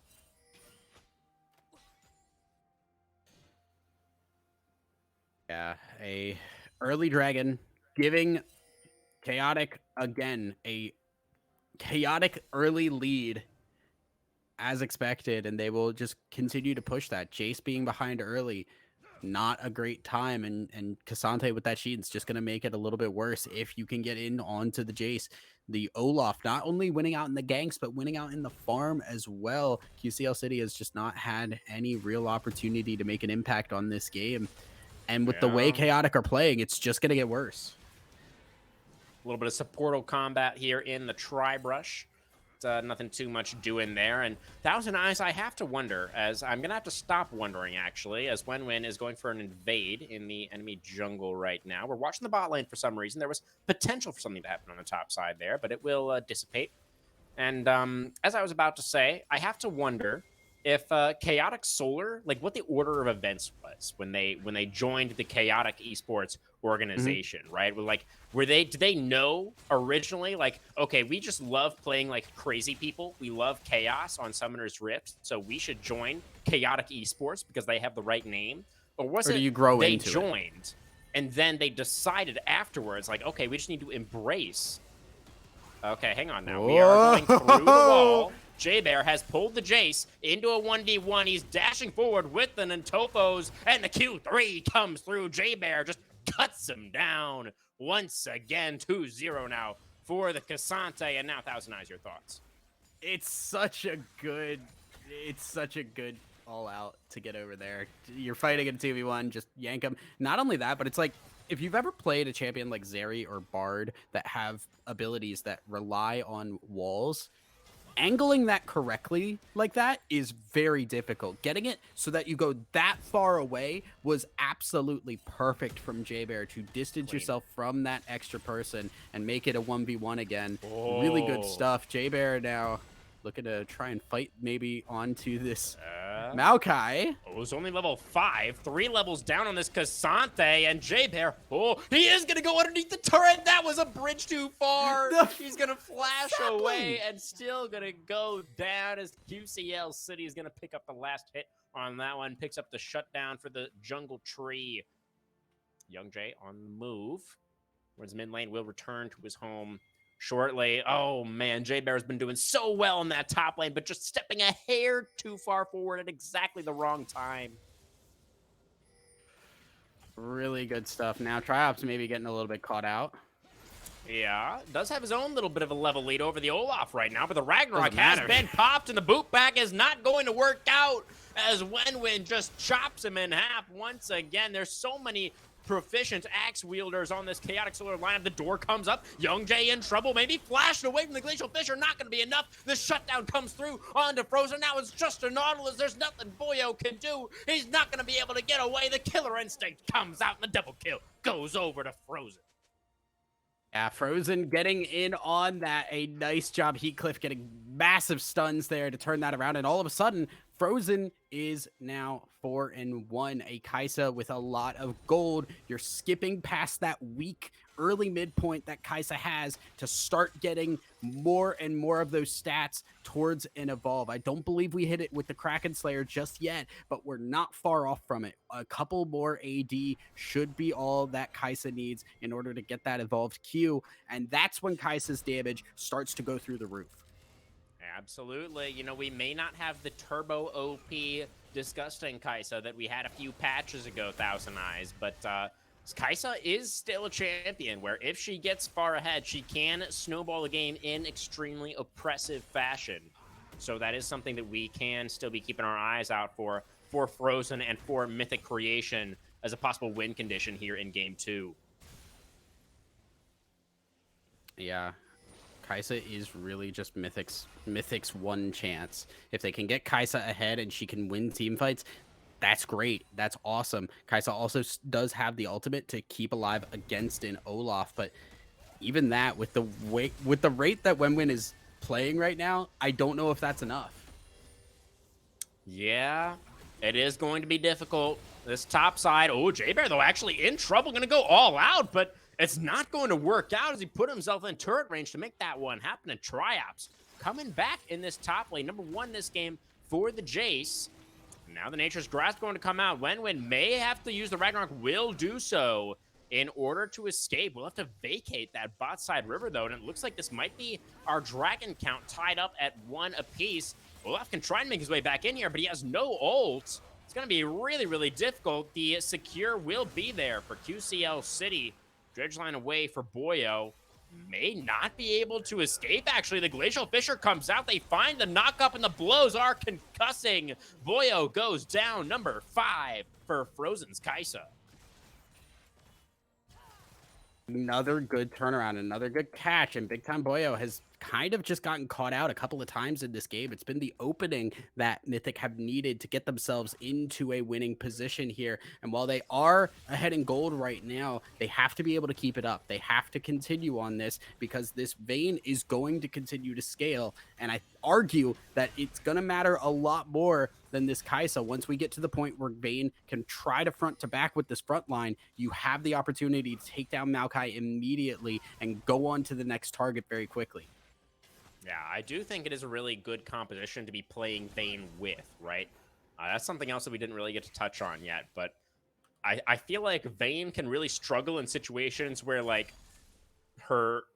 some of her team is like trying to dive in. Wait, what's J-Bear doing up here? He's just taking shots from Jace's cannon for fun, I guess. But yeah, I feel like Kai'Sa is going to be pretty happy in this composition where her entire team is on the same page, where they're all just running forwards and can kind of still protect her at the same time. J-Bear looking for the knockback here. The axe will land for the slow. Q3. Oh, Triops respecting it. Flashes away, will survive. Yeah, will, but again, it's defensive. And that's not what I want to see from Mythic right now. I don't want to see them backing off and having to try and like play defensively. If you let off the gas at all, Chaotic are going to make things happen. Look at Crow. Holy moly. Whoa, that Silas damage was crazy. Nature's Grasp in the top lane. J-Bear able to dash back underneath the turret. A lot of damage from the Jace. We're going all out. We're trying to create some space, but Triops just going to clock him with the hammer. And the Jace kind of coming alive up here. Triops finding his footing in tonight's match. 2 kills apiece now for the top laners. A little bit of help, but Triops got the help needed in order to turn that one around. And now J-Bear going down again, starting to open up a couple of cracks in Chaotic's armor. Chaotic maybe getting a little too chaotic. And now Mythic doing what they can to try and right the ship and get themselves to a 1-1 scoreline here. Just barely when able to get Shelly into that tier 1 turret in time to pick up the plates. Just seconds before they fell, but Olaf is able to make that happen with Shelly's assistance. And that will prevent the side of Mythic Creation from getting too substantial of a gold lead. They do have a little bit of one, as they are up just under 2k gold right now in this game. Most of that, I imagine, going to be on the Kai'Sa, who is a little over 1,000 gold up individually in that matchup. Yeah. The nice thing about where Vayne is at right now is you have the static shiv. You can counteract the push that has been built up here by this Kai'Sa. So now Vayne does have a little bit of wave control to keep things a little bit more evened out. Wenwen is in the vicinity here, maybe looking to try and just get some tower damage down. I don't think they want to go for a dive. There's no dragon coming up for a bit. They're just really trying to force this gank, it seems. Yeah, Olaf, I think, wanted to look for a lane gank there, but of course there was a ward in the bush. They will spot him out. So it's just going to be Wenwen channeling the recall, resetting back up to top side for Second Herald coming up in about 30 seconds. We will have our third Dragon as well in about a minute's time. Dragon looking like it's going to be the Soul focus this here. Game, Thousand Eyes. Yeah, it is. What do you think about that Mountain Soul? I think probably pretty equally beneficial for both sides, or what would you say? I think equally beneficial. I think if anything, it's maybe a little more beneficial for the side. Man, why stop asking me questions? It's happening, Nature. It's grasping, but we are flashing away from it. Young Jay actually able to get away with just the ghost, and now it's going to be Wenwin making his way into this top side. That is going to be the jungler for Chaotic Solar, paying back Triops. That visit from the Maokai earlier, very rude. J-Bear wasn't happy about that, but now with Olaf making his way up there, things feeling a little bit more fair. In that top lane will be Cassante able to pay Triops back for that previous kill. And now on to the second Herald we go for Wenwin. We're going to secure that one, but this will likely mean, Thousand Eyes, that the third Dragon will be given over to Mythic. Now, yeah, and granted, this isn't the end of the world. This is only second Dragon for Mythic. Either way, this wouldn't have been the worst thing. It is not putting anybody even on soul point yet, and we are 16 and a half minutes into the game. We're looking at a 25-minute soul, realistically, at the earliest, which is not horrible. Either team can delay this, and there's a lot of game that can be played in that time, so we still have all the opportunities. Right now, it's just a little bit of defenses might be great to help out, especially for this Maokai to be able to do a little bit more frontlining. Oh, Crow over the wall with the Abscond, looking for the Abduct. Not quite going to be able to find it. Stealing away that Jace ultimate right now. I'm not sure quite what that does for Sylas, actually. As Wenwin knocks to the side with the Satchel Charge. Doesn't quite have the Ragnarok just yet. Coming off cooldown right now. Going to immediately pop it, but he will not be able to get away. And that is 2 kills going over now to Mythic Creation. Crow will be able to escape, but Chaotic Solar, once again, maybe a little bit too chaotic, overplaying their hand in that top lane. Maybe just not expecting Paradox to be there. Killer Instinct in. Young Jay with the E to try and create some space. Flashing now underneath the tier 1. Oh, the Winter's Bite Heathcliff. Oh, he stands beside his AD Kara, and he makes the kill happen. Bane goes down, and now Mythic Creation on the offensive here in the mid lane. They will be able to take their first turret of the game. Jay's doing some work in the top lane right now as well, and this gold lead is going to grow a little bit more in their favor. Yeah, opening up the map just that little bit more. The advantage that they have gotten for both the Jace here a little bit, and especially this Kai'Sa, has given them the opportunity to take down this tower now, and it opens the map up. It's what Ziggs does best, and it's giving them more opportunities. The gold influx is great. The map control is super important, because now you're always going to have to try and send people, or you're going to get the same thing that we had happen last game, where Wenwin on the Jarvan just kind of solo pushed for a while and really broke open the base. So they have to be aware of that. They do not want to have the same thing they did last game happen to them. Yeah, absolutely. There is possibility of that now. You know, if Paradox gets into a better position on this Ziggs, you know, gets into a point in the game where the Ziggs has that really strong wave clear, right? Even if Chaotic Solar do find themselves on the offensive, as Boyo, Hex flashing into the mid lane, not going to find the dredge line, but the Ragnarok going to be popped regardless for Wenwin. It does find the first undertow. Braum dashing away now, trying to survive. The Ragnarok will wear off. The Nature's Grasp now coming out. Boyo locked down for now. Dredge line is good to get the Nautilus back towards safety. Chains will connect onto the Braum. The Nautilus is going to be taken down first, but it's a trade of the supports. It's Jason the back line now flashing away, trying to stay alive. Double kill actually coming through for Triops on this. Jace back in goes the Silas, but it's not enough as Triops picks up the triple. And now J-Bear, the last one left, will be cut down as Frozen completes the S, and Mythic Creation find themselves in control. Mythic finally getting the big team fight. This is the big one they needed to really push themselves into a definitive lead in this game. And now they not only take the fight, but they're gonna get more of these towers. Ziggs on the bot side, just gonna push that down. Use the W, buddy. Come on.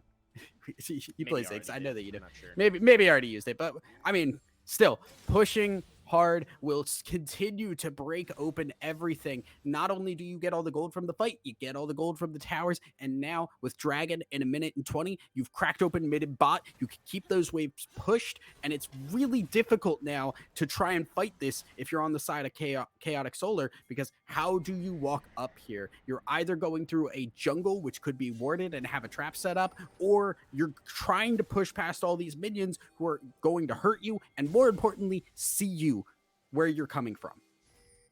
Yeah, I mean, we were talking earlier about how Chaotic Solar do have some strong scaling options, even if we do go late, right? But the main issue here is that they're severely outranged, right? 4 melees and a Vayne versus Ziggs, Jace, Kai'Sa. Like, when Ziggs, Jace, Kai'Sa get this far ahead, that makes it really, really difficult. I mean, you're looking at, like, just stacking in a death brush, like Fnatic brush territory here for the side of Chaotic Solar in terms of, like, trying to get back into this one. Like, what we saw previously was, like, Wenwen and Boyo just kind of running at them, and it backfired massively. They got completely wiped and lost, like, 3 towers.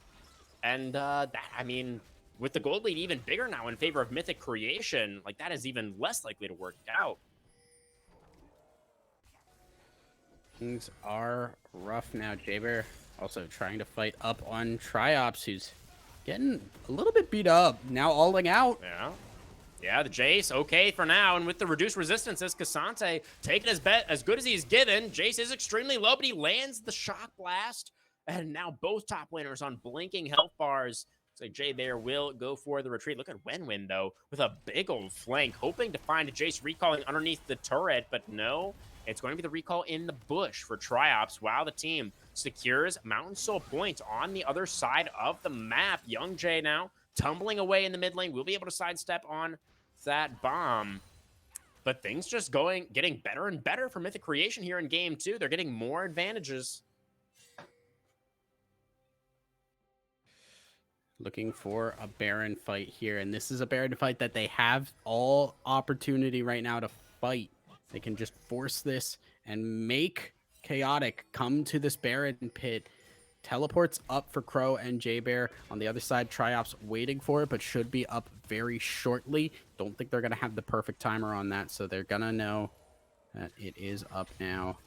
And now the question becomes, what do you do? How do you start this fight? Big time Boyo going in. Teleport. He's behind. The Nautilus is going to find that dredge line. Finds a 3-man knockup with the depth charge, and Jayber on the flank has managed to get on top of Frozen. Can they kill off the Kai'Sa, though? He's kiting it out beautifully. The team defending him so well. The Kai'Sa will finally get taken down as Young Jay in the final hour. The Vayne tumbling forward, looking to put Chaotic Solar on his back. The Vayne surviving for so long. Sidestep on the bomb. Surviving, dodging away, but now he is the last survivor. The rest of the team has been cut down, and Jason Ziggs both still alive, hunting for Young Jay, looking to chase him down. The Shock Blast will connect as Triops goes on a rampage, and now on to the Baron for Mythic Creation, looking to tie up tonight's series at 1 apiece.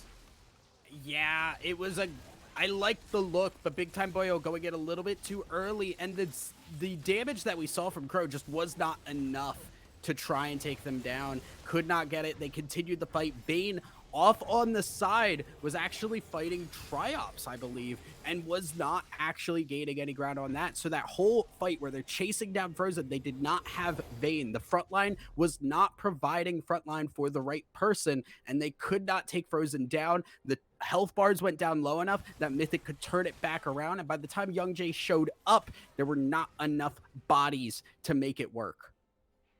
Yeah, absolutely. I mean, it looked good at the start. Jayber had a great flank angle, but yeah, the team, they just weren't quite all going in at the same time, and that's kind of one of the main limitations of Vayne, right? It can be difficult to follow up in these team fights. You have to basically put yourself in range of the enemy team's engage to actually get out any DPS. The Heathcliff maybe a little bit too far forward now. He's going to put up the door, but it's not going to be enough, as the side of Chaotic Solar do manage to get a pick onto the enemy support. Still significantly down, though. We do still have Baron on 4. for a couple of minutes on the side of Mythic Creation. This tier 1 in mid, though, will get taken down. The Nature's Grasp going to come out, going to force out the Ragnarok very early on. And now Boyle on the front line in danger of getting traded back. J-Bear now trying to do some front line, trying to create some space for the team, but he will be the first to fall. Now, when no ult, the Glacial Fissure will be enough to cover the retreat of Chaotic Solar, but they lose their top laner, almost lose their jungler as well. The Void Seeker blocked by Crow to keep his jungler alive. Oh, Triop still on the hunt. Actually, one more Shock Blast, not quite going to find the target, but now Mythic Creation very much on the offensive. It is only Boyo and Young Jay right now that could possibly defend. The mid inhibitor will fall, and now Mythic Creation rotating towards the top side to continue the siege.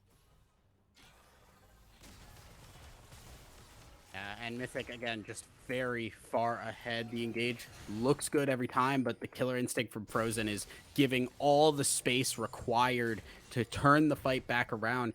They need to find some kind of flank. We need Chaotic to find a flank and get in onto the Kai'Sa. They just aren't finding the angles, and when they are, they don't have the follow-up to actually get the kill. Yeah, it's just really, really difficult for Chaotic Solar from this position. The siege continues now onto the top lane, tier 3. Ziggs is so good in these situations, just tossing out those bombs. The turret will fall. Looking like the 2 inhibitors may be a reality for Mythic Creation here. J-Bear does find a knock-up onto 2, but the follow-up is just not there. Once again, Thousand Eyes, the Cassante, and the Silas both going to get eliminated, and we are going to a game number 3 tonight. Young Jay going to do everything that he possibly can, tries to bring the Maokai back into the fountain, but is unsuccessful. It will be the 3-0 in the base as the Nexus turrets fall for Mythic Creation, closing this one out. It didn't take too much longer either, Thousand Eyes. 27 minutes on the game clock as Mythic Creation take the second Nexus. Yeah, Mythic doing what we kind of expected here. Just getting really, really powerful, and then just team fighting. And it was very similar to the last game that we had, where the other side has a really good skirmish composition and there's possibility to fight that. But as soon as that team fight comp starts getting ahead, as soon as they aren't dying on fight from these team fights, as soon as Frozen gets far enough away to continue doing damage and turn those health bars down enough they can turn the fight, Mythic just could keep fighting over and over again, and there just was no response. The low range of this Vayne hurt, the damage from Crow was not enough, and they could not find it on the right people. So Mythic getting the lead and running it home to take us to a 1-1. Absolutely, Thousand Eyes. You know, it was a similar composition for Mythic Creation right this time around, and we were a little bit worried that their composition would meet with a similar fate, but that was not the case. You know, again, it was Chaotic Solar trying to find that early aggression, right? Even in the first couple of minutes of the game, just trying to snowball, you know, from the second that we got onto Summoner's Rift. But this time around, it was Mythic Creation able to find some really nice counter punches, actually found the lead for themselves, and they were able to make this poke comp look much, much better this time around. And conversely, you know, also, like you were just saying, for the side of Chaotic Solar, they had very, very few tools that they could utilize from behind to try and get themselves back into this one because of their low range, because, you know, all of their champions are so kind of, you know, binary, so kind of obvious in what they're trying to do. They're trying to dive forward, you know, trying to find these picks, and Mythic Creation were able to kite it out beautifully and pick themselves up a well-deserved win here in game number 2. But Thousand Eyes, who do you think was your POG this time around? Looking over to the other roster this time for Mythic Creation, you know, who do you think was the? They're not making this hard for me right now. It's Frozen. Really like it's Frozen. Frozen had so many good fights, really, really good looks, and again, just stayed alive. That was the most important thing. That was the thing that I was worried about in this composition. Can they keep the Kai'Sa alive? And Frozen's killer instincts were always backwards. We did not see aggressive Frozen or killer instincts rather, but they were exactly what was needed, and the shield and the movement was able to do a lot more. Yeah, absolutely. Frozen, the really nice bounce back game here in game 2, 11-2-6 on the Kai'Sa, played the fights out very nicely, but really was a team effort here for Mythic Creation in game 2. You know, props to the entire squad for creating that space, finding those setups for Frozen to pop off in this one. And big shout outs, I think, to Triops as well. You know, also, it was really rough in game number 1 for Triops and had a pretty rough start here to game 2 as well. But just a couple of visits from QCL City turned that top lane right around, and Triops ended up topping out the damage charts here in game 2, 32K on the Jace. I don't see any NA Jace in this one. Nicely done from Mythic to tie us up at 1-1. And now only one game remains to determine who is going to find themselves in the grand finals. You don't want to miss the exciting conclusion of this one, guys. We'll be right back.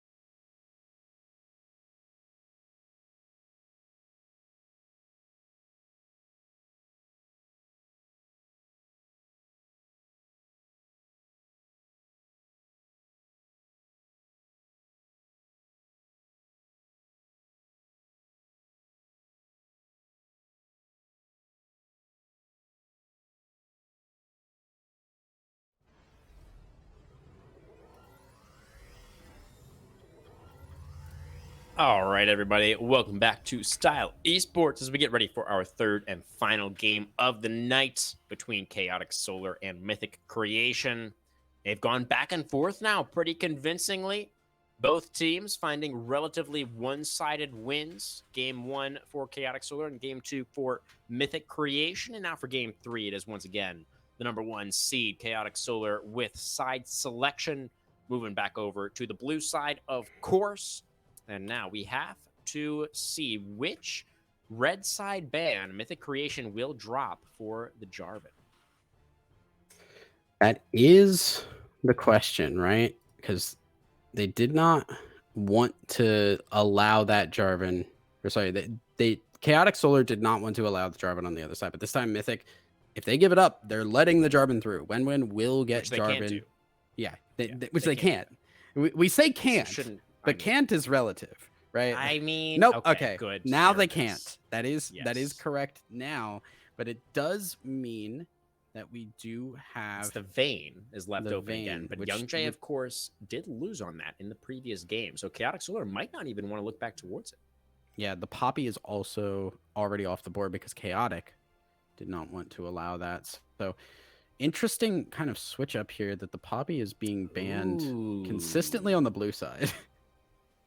Yeah, definitely. That has been a mainstay ban for Chaotic Solar, I believe. Oh, actually, they didn't ban it on the red side, did they? That is interesting. Yeah, Poppy blue side ban all night. That is a little bit intriguing.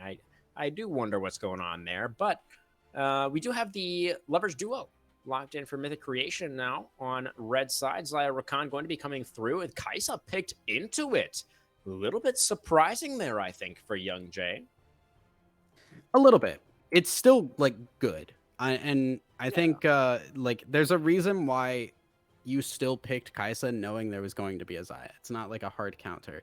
But it still is going to be a little bit tough now because you are going to have to deal with that extra range.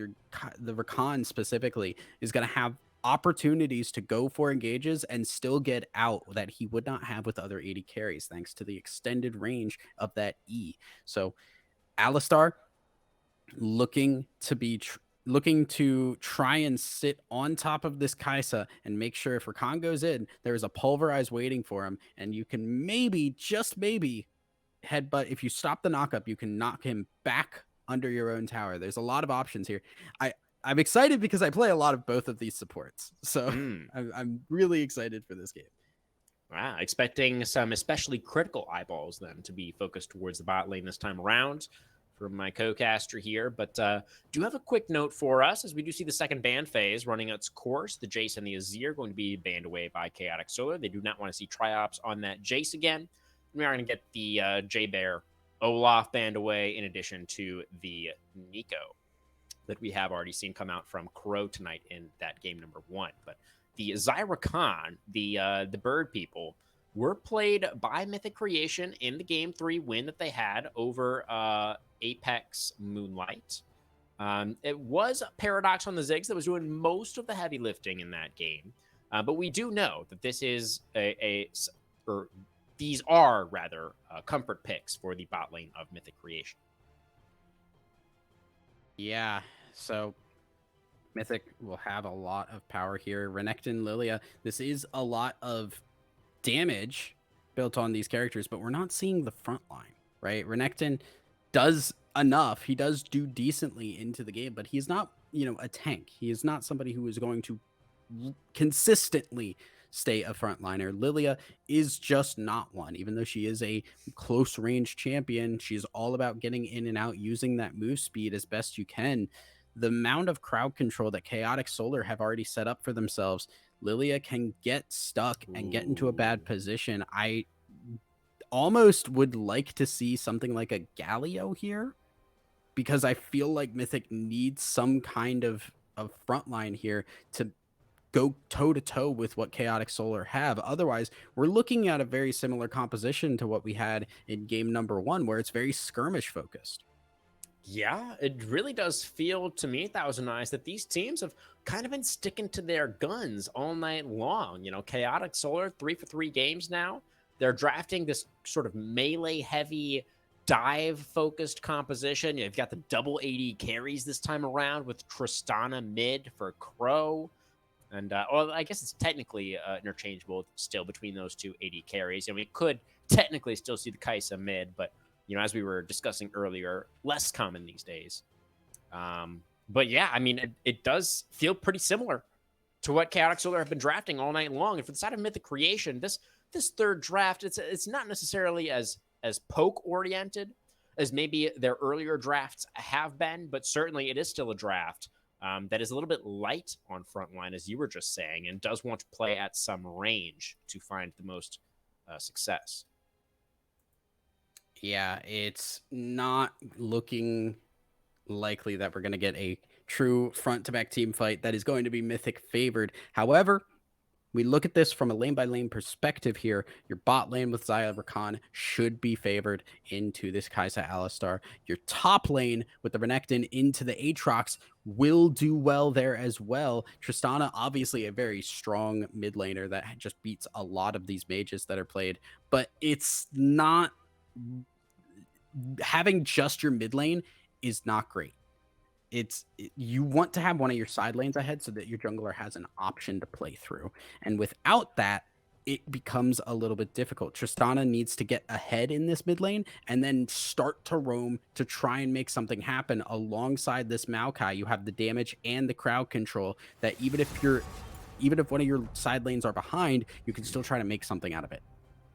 Yeah, absolutely. And it should be pretty doable, I think, for Tristana to get the push in that mid lane early on. Victor will eventually be able to match the wave clear, but does need a little bit of time, at least that first item and like the evolution on the E, on the death ray, before Victor can really start contesting the Tristana in terms of wave clear. So I do think there are going to be some avenues there in the very early game for Chaotic Solar to find their lead. We know that is a strategy that they are so incredibly proficient with, right? And I do think that this draft facilitates that pretty nicely. It does. It's just, I'm a little concerned because what we have seen be successful tonight has been the kind of like just run at you team fight compositions, and that is what Chaotic Solar have built. So Chaotic Solar, while they don't have exactly winning lanes, as soon as this composition groups up, you have capability to run through people, and Aatrox can heal like mad in a team fight. Maokai will set everybody up. Alistar will also be like a secondary engage option there, and then Kai'Sa Tristana is so much damage through your backline. Yeah. On the other side, though, we do have some pretty nice defensive tools for Mythic Creation. Victor is pretty good at kiting back. He's got the gravity well. You can kind of drop the Chaos Storm and have it trail you. Like if there are people chasing you, trying to chase you down, then the Chaos Storm can put out a lot of damage in response. You also have, of course, the sleep from Lilia. Xayah Rakan can play very dynamically in terms of either engaging or disengaging. They're just very strong in those kind of mid-game skirmishes, just in general, no matter what you're trying to do. And I do think that there is going to be some room for Mythic Creation to try and find those outplays, to try and create those favorable situations, because that's kind of what we saw in the previous game that we just watched, right? Thousand Eyes was Chaotic Solar just drafting too much melee, too much just kind of, we're going to run at you now, champions. And Mythic Creation responded to that very nicely by, knowing when to peel back, kiting them out, and then re-engaging once they had the angle, which they were able to execute on really nicely, right? To get them that game to win in pretty timely fashion. So I think it really will come down to, if Chaotic Solar gets that huge lead in the early game, then none of what I just said matters, right? Yeah. Mythic Creation just gets blown out of the water. Victor doesn't have time to scale. Xayah doesn't have time to scale. They just get run over through the mid game. Chaotic Solar stacks up all the dragons, and we maybe even get another 25-minute forfeit like we had in number 1. But yeah, I do think that there are some angles here. Mythic Creation have the tools. They just need to not get blown out in the early game. Yeah, that's really the question, right? Like, do you not get destroyed early on? But I feel like Man, it's really kind of up and down. It's so hard to predict these teams because again, Chaotic Solar is just so chaotic. We have not had a normal early game in either of these two games that we have seen, and that just I don't know how you work around that, right? Like I don't know how you predict around that because It's you're tricky. Yeah. fighting so crazily and so early that it feels like it's so mechanics based, and we've seen it go either way on that. So I want to say that in an ideal world, we don't see Chaotic Solar fall behind enough that they end up, losing out there. But I can't promise that because I can't promise anything based on these games. Yeah, I do think that sums it up pretty nicely for us, Thousand Eyes. The one thing that we can guarantee here in game number 3 is it is going to be crazy. There's going to be action, there's going to be fights, there's going to be chaos, and maybe even some creation along the way. But we shall see, guys. You want to toss a prediction out there, Thousand Eyes? It's a little bit of a shot in the dark, Don't. but I really don't. I don't think I can, man. Chaotic. I'll throw it at chaotic. Do not yeah, put stock in my decision. This does not mean right. anything. But Guys, I'm just taking a shot in the dark. let's be conservative with the channel points. Okay, guys, let's not put the house on this one. It is really hard to call. So, feel free to. Are we running predictions actually? Maybe not. And regardless, it is going to be an exciting game number 3 that we have here. Remember, guys, the stakes could not be higher. The winner of this best of 1 find themselves in the grand finals in the highest division of play in Style Esports for season 16. $700, I believe, is the first place prize money. That is nothing to sniff your nose at. So it's going to be action, guys. It's going to be exciting. Game number 3 right after this.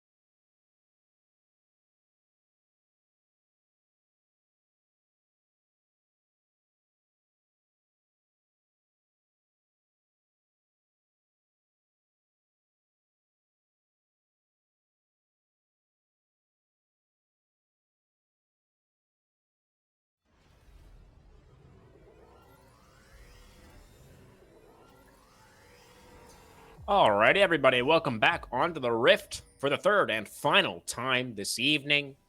Mythic Creation back onto the red side, Chaotic Solar back onto the blue. Now it is time to find out which one of these teams, the number 1 seed or the number 3 seed, will get the fast track into the finals. Looking pretty standard here to open up game number 3. Thousand Eyes, nothing too much out of the ordinary. There's going to be a ward here that gets swept away. Yeah, so taking out that, but it still does do a bit of its job. You know, Lily is hovering topside right now. You can expect her to want to start on that red side and move down towards the bot. We are seeing the opposite, interestingly enough, from this Maokai, which I'm not super keen on. I feel like, especially knowing Lilia's starting on the top side, you want to be mirroring that because you want to make sure your 2v2 in the bot lane tries to stay at the very least a 2v2 or a 3v3. If you are not there when Lilia ganks and you're trying to go topside to help an Aatrox against a Renekton, I don't think you're getting anything done there. I mean, I do think there's potential to affect that matchup. Aatrox Renekton can be volatile, right? If you put the Renekton behind early, especially, you know, if you're putting a player like J-Bear in the lead, right? I think that can be very impactful. We've seen the top lane be pretty, swing pretty drastically, right, in either direction over the course of the night. But yeah, I definitely do also think that you do have a point in the sense that, you know, leaving your Kai'Sa Alistar lane exposed to a potential Lilia gank may be a little bit dangerous, but Lilia also not the best early ganker. So maybe you do feel okay about that. I don't know. Yeah. If it's me, I'm looking at what is my best possibility play, right? Because it's like, can I do something? Sure.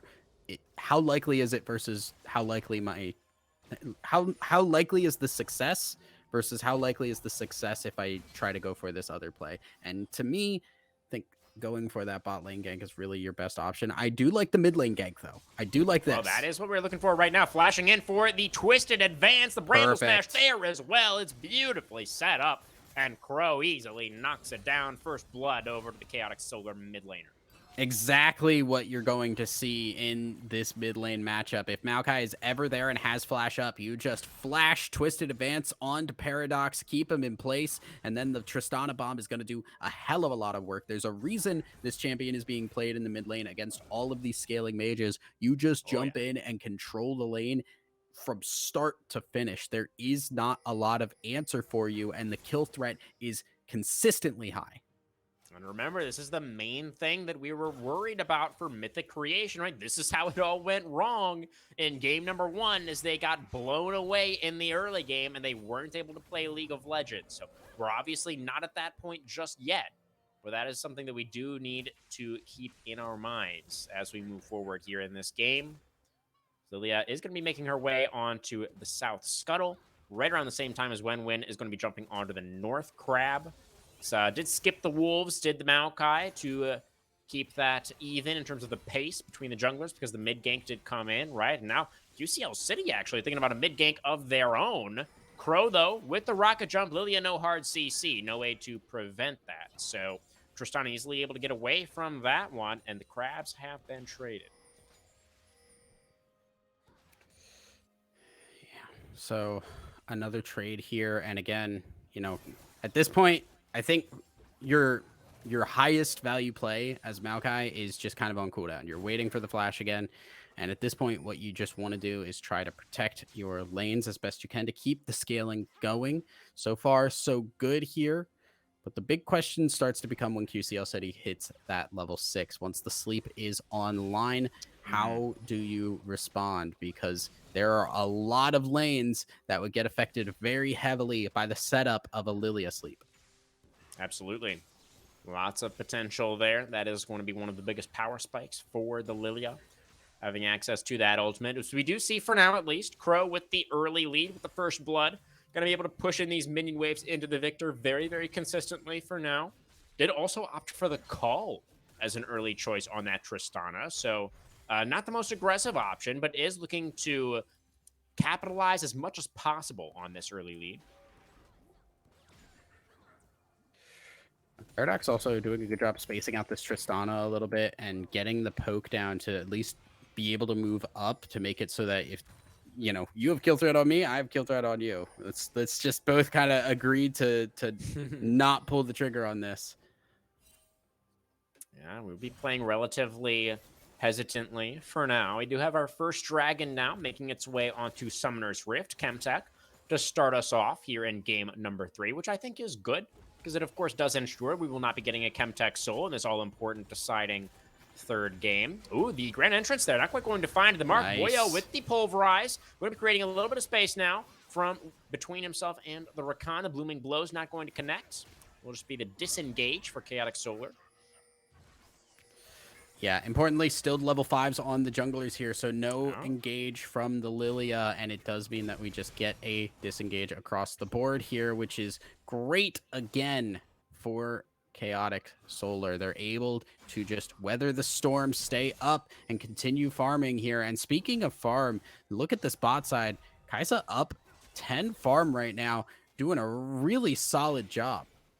Yeah, pretty significant there. So QCL City has started up the objective, but is on vision. So the contest looks like will come through from Chaotic Solar. A little bit of a scuffle in the top lane, but nobody popping their ultimates just yet. Dragging down to about 2/3. QCL City not going to find the Swirl Seed. The sapling will connect. Grand entrance from Heatcliff. Wen is not tanky. Maokai burning down pretty low here, and he will fall. Paradox picks up that kill. It's Tristana, though, able to carry the fight. Crow, pretty strong still. Gonna rocket jump forward. Woo! Finds the buster shot onto the mid laner with the reset. Gets back out towards safety. Young J now. Ooh, the headbutt pulverized comes into CC onto City. And now one more auto attack from the Kai'Sa will be enough. Take down the enemy junglers. Both junglers now have fallen. Double kill, though, over to Crow. And now 3-0 on the Tristana. Very much ahead of the game. Yeah, and now we see Chaotic Solar start to get going here. Tristana 3-0, a kill on this Kai'Sa who already had a CS lead. I liked the look from Mythic. I think their target selection was a bit problematic. They went very deep to kill this Maokai and used a lot of cooldowns in the process, and that meant they didn't have anything. Top lane fight. We're ulting in top lane. The World Ender has been popped. Triops, does he get the heal back off cooldown in time? Oh, he does! no! Oh, no! The Renekton! He just stepped once again a sliver, a hair too far forward. Get picked up the turret aggro there, and it's going to be J-Bear who comes out on top in the top lane. And now Wen back out of the death chamber onto the objective now for the Chaotic Jungler. I'm to secure that one on the top side of the map right now. Looks like with the bot prio as well, this should be a sure thing for CS. Yeah, a little bit too far, and I don't think Triops was... Oh, no! Oh, all right, well, if Triops was not tilted off of the death from the tower, you're very tilted now. Just got the stun in at the point where the protection in the back starts to hit and was not able to stop it. J-Bear getting out just barely, and now with the Serrated Dirk and the Caulfields, this Aatrox is able to go a little bit more toe-to-toe with this Renekton, meaning that Triops' time on, as a leader in this lane is starting to falter. So one thing that I think we can mention at this point, Thousand Eyes, is the fact that Aatrox was actually slightly nerfed on this patch. So the passive and I believe it's the W were both adjusted to no longer do physical damage. They now do... Nature is grasping in the topside river right now, actually. The Lilia did have to use Flash to get away from that one. So that is a big cooldown off of QCL City. But J-Bear is, it looks like, still going for the lethality Aatrox build, which was the target of those nerfs. So we'll have to track as we move farther along into this game, if J-Bear does go for that Duskblade Aatrox build, how that actually does end up working out for him. Yeah. I mean, this is kind of the standard Aatrox. Now, it has been nerfed a little bit. I believe, actually, I don't know if those changes went live. Did they go live? I forget. Yeah, it's live now. Okay, it's live now. Yeah, so the Duskblade not as great as it once was, just for a couple of reasons. One of them being a little bit of scaling, but also the W not getting, not doing physical damage anymore is a big change in terms of that. So will be really strong though, because you do get that kill and you go invulnerable, which means you just get to stay alive for a long time in team fights. Yeah, the power of the reset's still very much going to be there. Triops now with the Dominus, World Ender in response. Jayberry able to back away from that one. His top laner's just trading ultimates once again. Swirl Seed not going to connect. Look at Heathcliff, that. ooh, a sidestep on the Grand Entrance as well. Boyo only level 5, though he can't cleanse the sleep. The Alistar will be taken down. City picks up the kill, but in comes a Wen from the side. Trades back onto the enemy support, 1-for-1 so far. Tristana has teleported into this play. Look for Crow to come in here on the side. Frozen. Oh, the Killer Instinct. Beautiful to dodge away from the feathers. Young Jay with the outplay underneath the tier 1.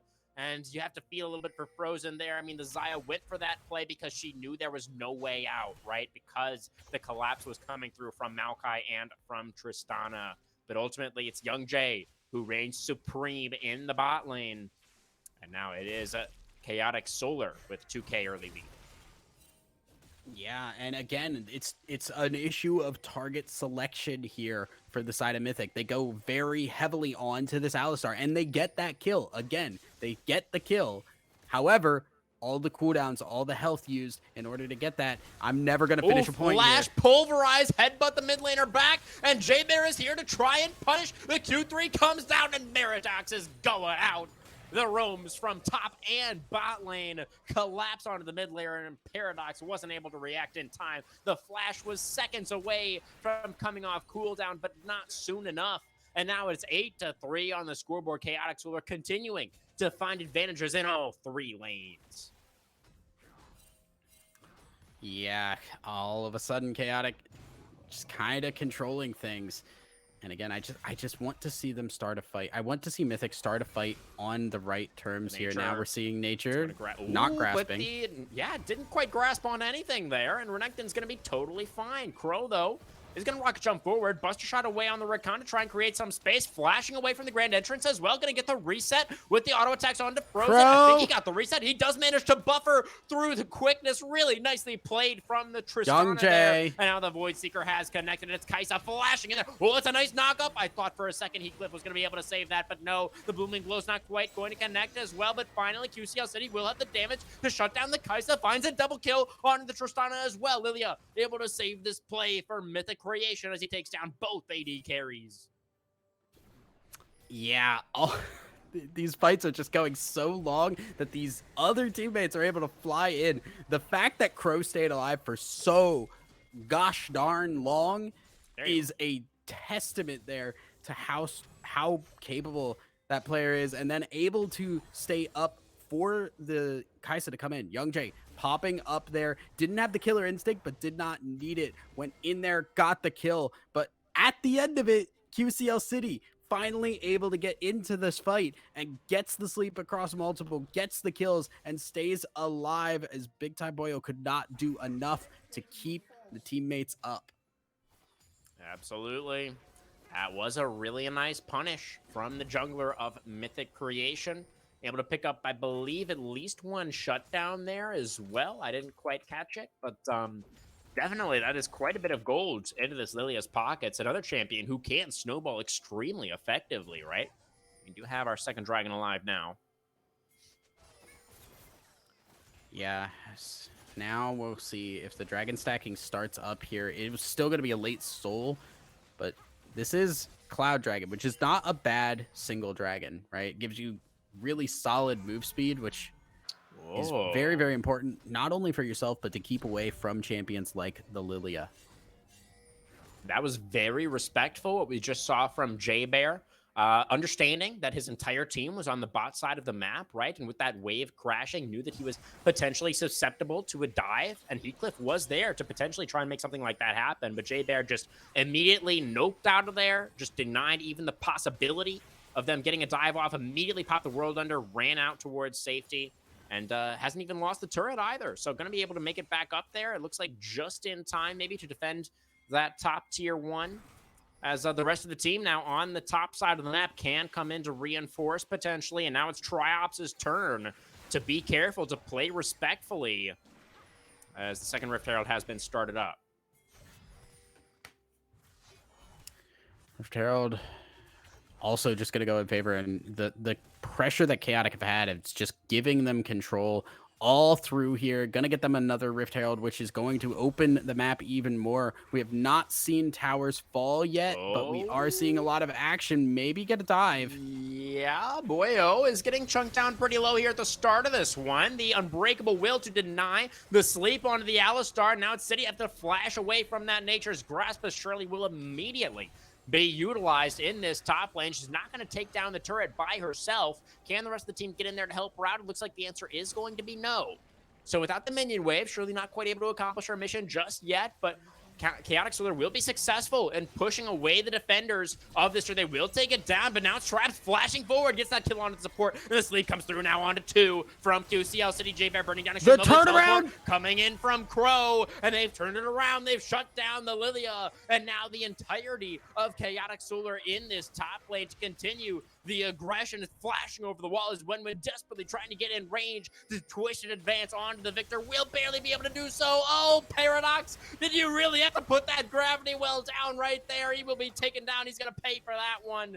Wenwen and his AD carry retreating back into the mid lane. Crow behind enemy lines right now. The stun will come through. The knock up to follow up, and the Tristana will be taken down. So that is a silver lining. 1 kill going back the way of Mythic Creation. And they were, I believe, able to get the tier 1 in mid as well. Very chaotic series of events. Once again, Thousand Eyes.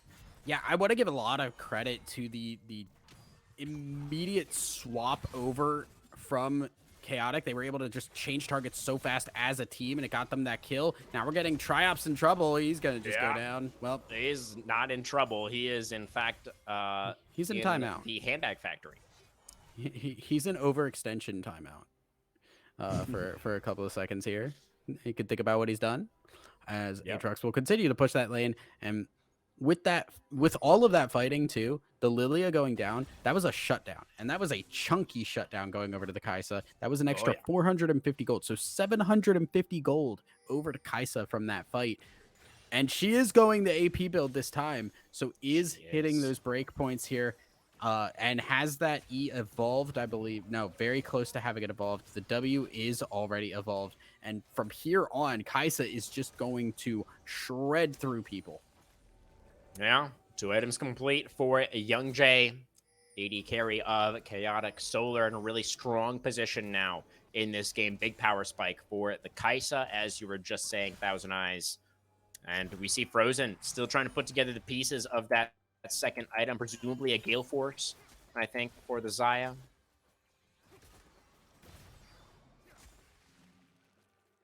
Have our 3rd dragon, our first ocean dragon of the game coming up in about a minute here. Would be Ocean Soul Point for Chaotic Solar if they can lock it down. Looks like they are moving into the river now to try and establish some control over the area. Lots of vision right now, though, from Mythic, honestly. Yeah, I don't think it's a Gale Force actually going for the quick blades here on this Kai'Sa, which not a bad pick either. Think you're also just not looking to dodge a whole lot. The crowd control that comes through here is pretty point and click on Chaotic. So Gale Force only doing so much, but having more opportunities to pull out and throw out feathers is going to be really key for these team fights. Now we do have the dragon spawning in just 15 seconds. Right now, we do see Triops on the top side, ready to TP at a moment's notice. This Lilia is still strong. A big sleep would be huge. It'll at the very least force the cleanse out. 2 items complete for QCL City as well. The double mask build coming through for the Lilia, but Chaotic Solar have been successful in establishing their vision control. They are going to have to deal with this Scuttle Crab providing some information. That's the double sleep onto both of the marksmen. Young Jay is going to have the cleanse to immediately disengage that one. The Nature's Grasp going to come out as well. Are they able to burn down the objective fast enough? Is going to be QCL City getting big into the pit. Shot. Oh, he stole it away. The smite was early from Wenwen. How does the fight look, though? It's Boyo on the front lines, creating some space on the Alistar. It's out. Aatrox diving forward. J-Bear looking for this one, but it's going to be just that 1 kill onto the cow. Triops picks that one up. They get the objective in Mythic Creation with a thievery, with a heist down there on the bot side river. Yeah, just running in. I mean, Lilia kind of doing what she does and just zoom it up, taking it and running out. They do end up getting out pretty scot-free on that one and getting the kill on the Alistar as well. Really huge. A nice stall point here. It means that we're not getting soul point for Chaotic for another 5 minutes at least. And they're getting the opportunity now to right the wrongs that they have had in this early game. Really big, honestly. I mean, Ocean Soul, I think, is pretty decisively would be stronger on Chaotic Solar's composition as opposed to the composition for Mythic Creation. You know, you look at Aatrox, Maokai, Alistar, you know, all these guys are getting crazy value out of that Ocean Soul. Triops, are you going to be okay, man? I think he's going to probably be okay. Oh, that was a little bit interrupted. Oh, the chains are going to land. He's not going to be okay. Thousand Eyes. Oh, he does have a support. Maybe he will be okay after all. Boyo now on the side. You're not allowed to make strong statements anymore. Is J-Bear now going to be okay? Is he immediately just going to be dead right now? No, it's in fact going to be Killer the Instinct comes through as Heathcliff dives away with the grand entrance. It's going to be Mythic Creation turning things around in the end after all. As Crow with the resets jumping all over the fight picks up the double kill. It will be Frozen who manages to survive in a 3-0 team fight. Chaotic Solar in the top lane, and now they've won the game. Thousand Eyes. I'm sorry, I'll stop trolling. But they did get a really big advantage. Thousand Eyes. They did. But yeah, again, the Killer Instincts here. Just we're seeing the opposite of what we had last game. We're getting the aggressive Killer Instincts to get into these fights. Frozen kiting this one out so hard. Yeah, J-Bear, really nice movement from the Xayah here. J-Bear gonna flash away, but the ghost. Oh, barely. Aatrox gets the dash back. Will survive. Yeah, it's just barely getting out there. And J-Bear surviving too, really important. That was 400 gold shut down on that Aatrox, so just a bit. Yeah, would have been really big for Frozen to get that, start working on a third item here, but it is going to be just a walk away here. Next Dragon, 2 minutes, 20 seconds here. How much pressure can this Baron do to give Chaotic the opportunity to move up here for these turrets and try to create space for a later on Dragon fight that is very scary for Mythic? Absolutely. You know, they were pretty fortunate, Mythic were, to be able to take away that third Dragon, that first Ocean, right? That was really, really big, but now the next contest will be more difficult, right? After losing out on that Baron, on that team fight in the top lane, the gold is going to be a little bit more weighted in Chaotic's favor, and they should be able to, in theory at least, establish some more control over the area. That was like an ideal sleep from QCL City in that previous fight around the Dragon as well. It's going to be hard to replicate that. And now seeing just a little bit of slowdown here, and I really would like to see them using this Baron just a little bit more here. They're pushing in the mid lane. I really want to see someone on the bot side here pushing, because if you get both those mid and bot lanes pushed, it's so terrifying to try and fight for a Dragon here, and it's going to be spawning in just a minute. That tier 1 in the bot lane on the side of Mythic Creation does look a little bit exposed. I agree that they could have played on the side of Chaotic Solar a little bit more aggressively for that objective. We will send J-Bear down there now, but we only have about 50 seconds left on this Baron buff. And we do have some defense from Mythic Creation here in the mid lane. They will be able to clear out this wave pretty easily. And now we will see if J-Bear is going to be successful. Victor does have a reasonable amount of wave clear, but he doesn't know if maybe the Maokai is also moving down there. So he will not try to defend that tier 1 turret. Will Paradox give that one away? J-Bear will find some value with the... Oh, that's another Void Seeker. That's Liliana very low too on this Kaisa. And this is only 20 seconds before the Dragon spawns as well. So the jungler of Mythic can't really even come over here to think about contesting. The tier 2 mid is going to fall. The Featherstorm is going to be forced out. Frozen in trouble. Will be able to survive for now. Boyo popping the Unbreakable Will underneath the turret will also be able to make it out pretty much unscathed. J-Bear is going to get dove on by Triops, but Triops, your team is already chunked out. J-Bear went the wrong way. Oh, J-Bear dodges away from the grand entrance there. The sleep will come out, but they cannot safely follow up on that play for the side of Mythic Creation. So a little bit of a tense moment there as the Baron buff dissipates, but in the end, Chaotic Solar will be able to retreat, will claim their third Dragon, and will maintain pretty firm control over this game.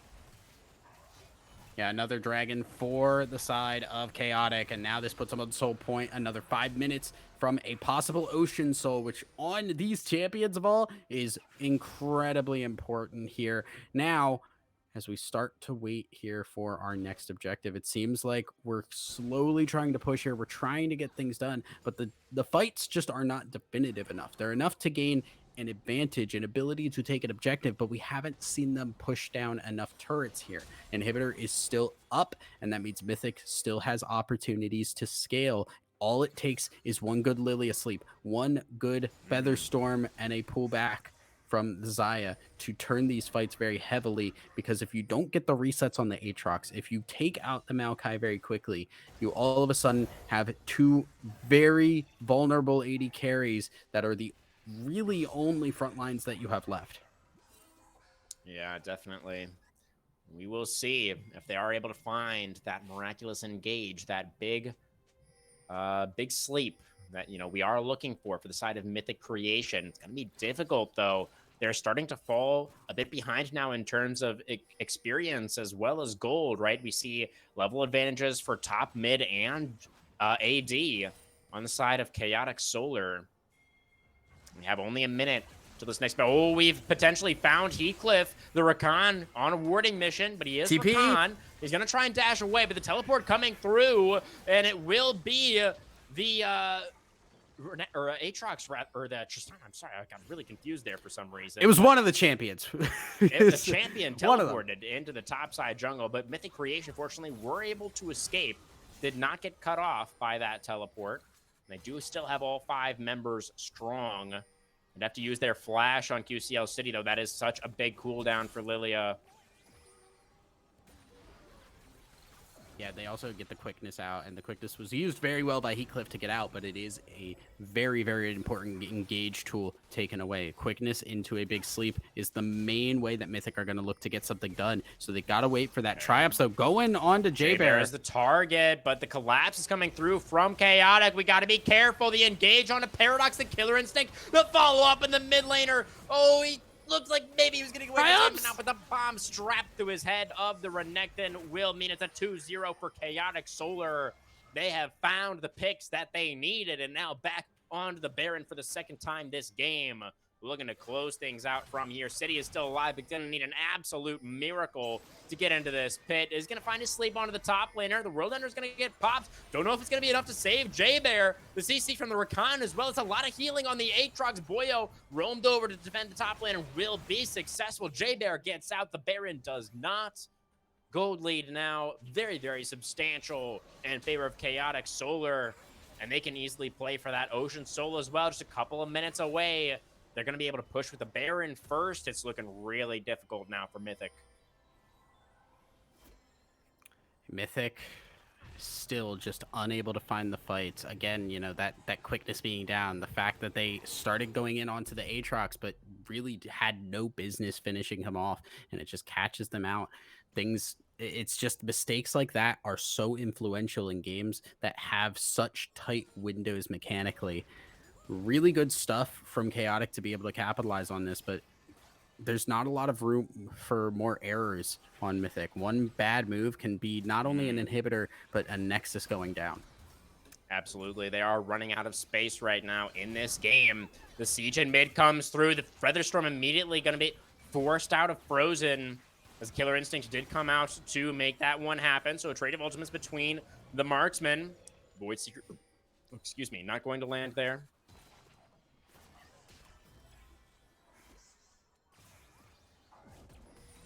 Minion wave coming in now in mid. J-Bear's put off to the side. Wenwen getting engaged on a little bit. Maokai going to be taking some damage here. Still at about 50% though, even feeling comfortable to go back in with the Twisted Advance. Team not going to be able to follow up on that one just yet, as the turrets are the focus.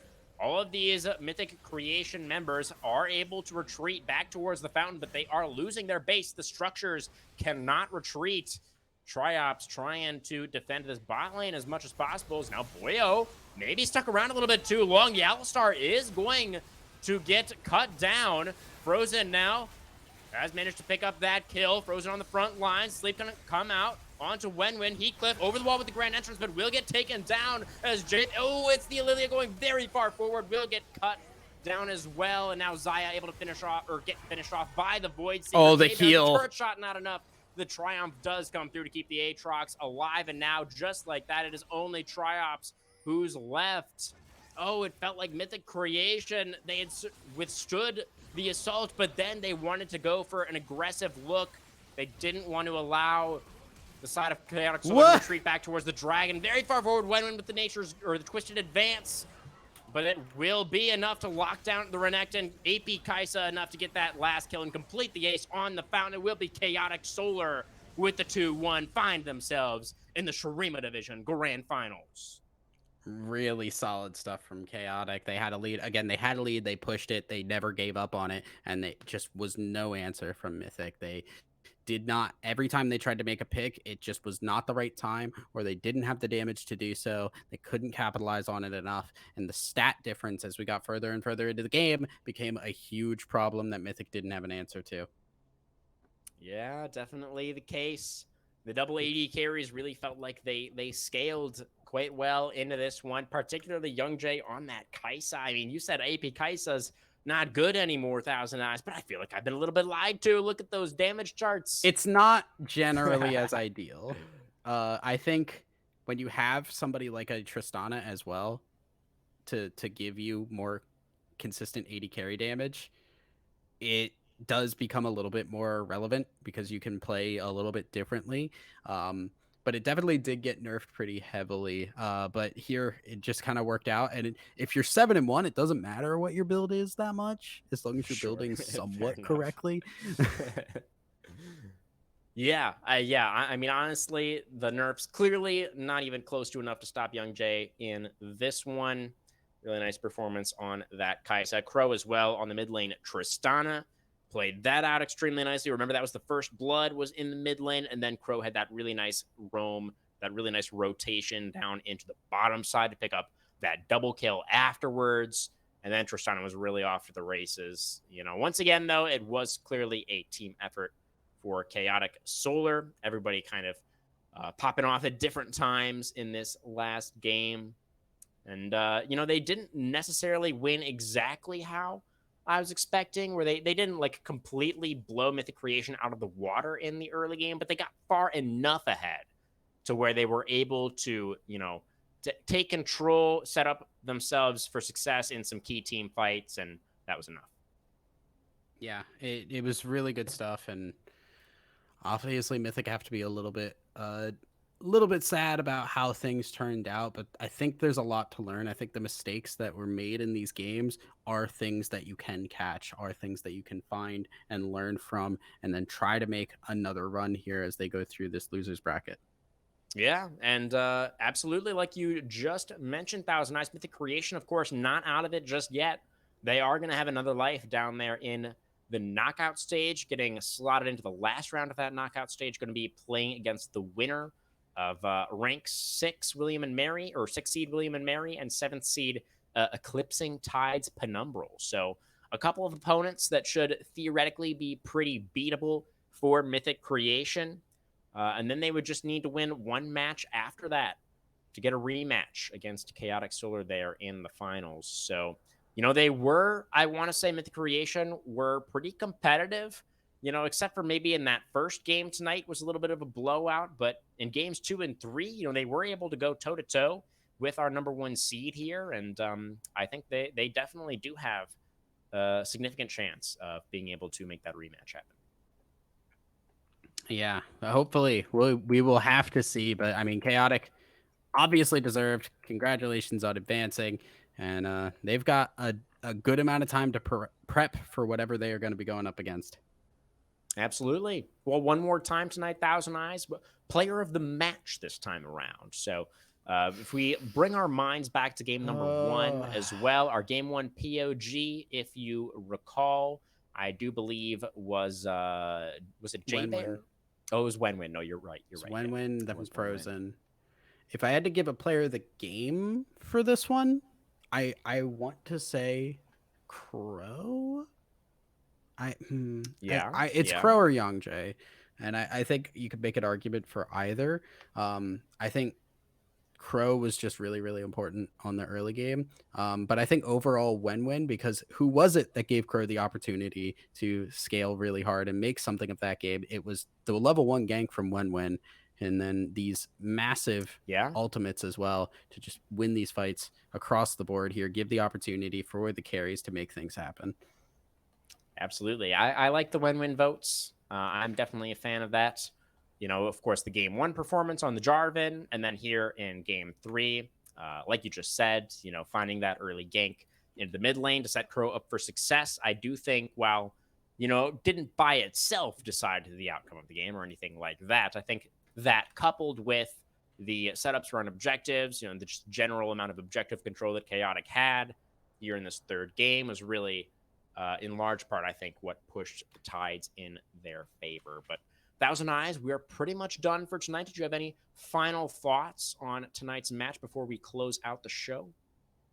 Yeah, I mean, I want to see Mythic grow and improve from this. I do think this team is good. I think they just had a couple of very key mistakes here to learn from. So if anything, I want to give Mythic credit. I want them to grow from this because they are a good team, and I hope that this is genuinely like a learning lesson for them.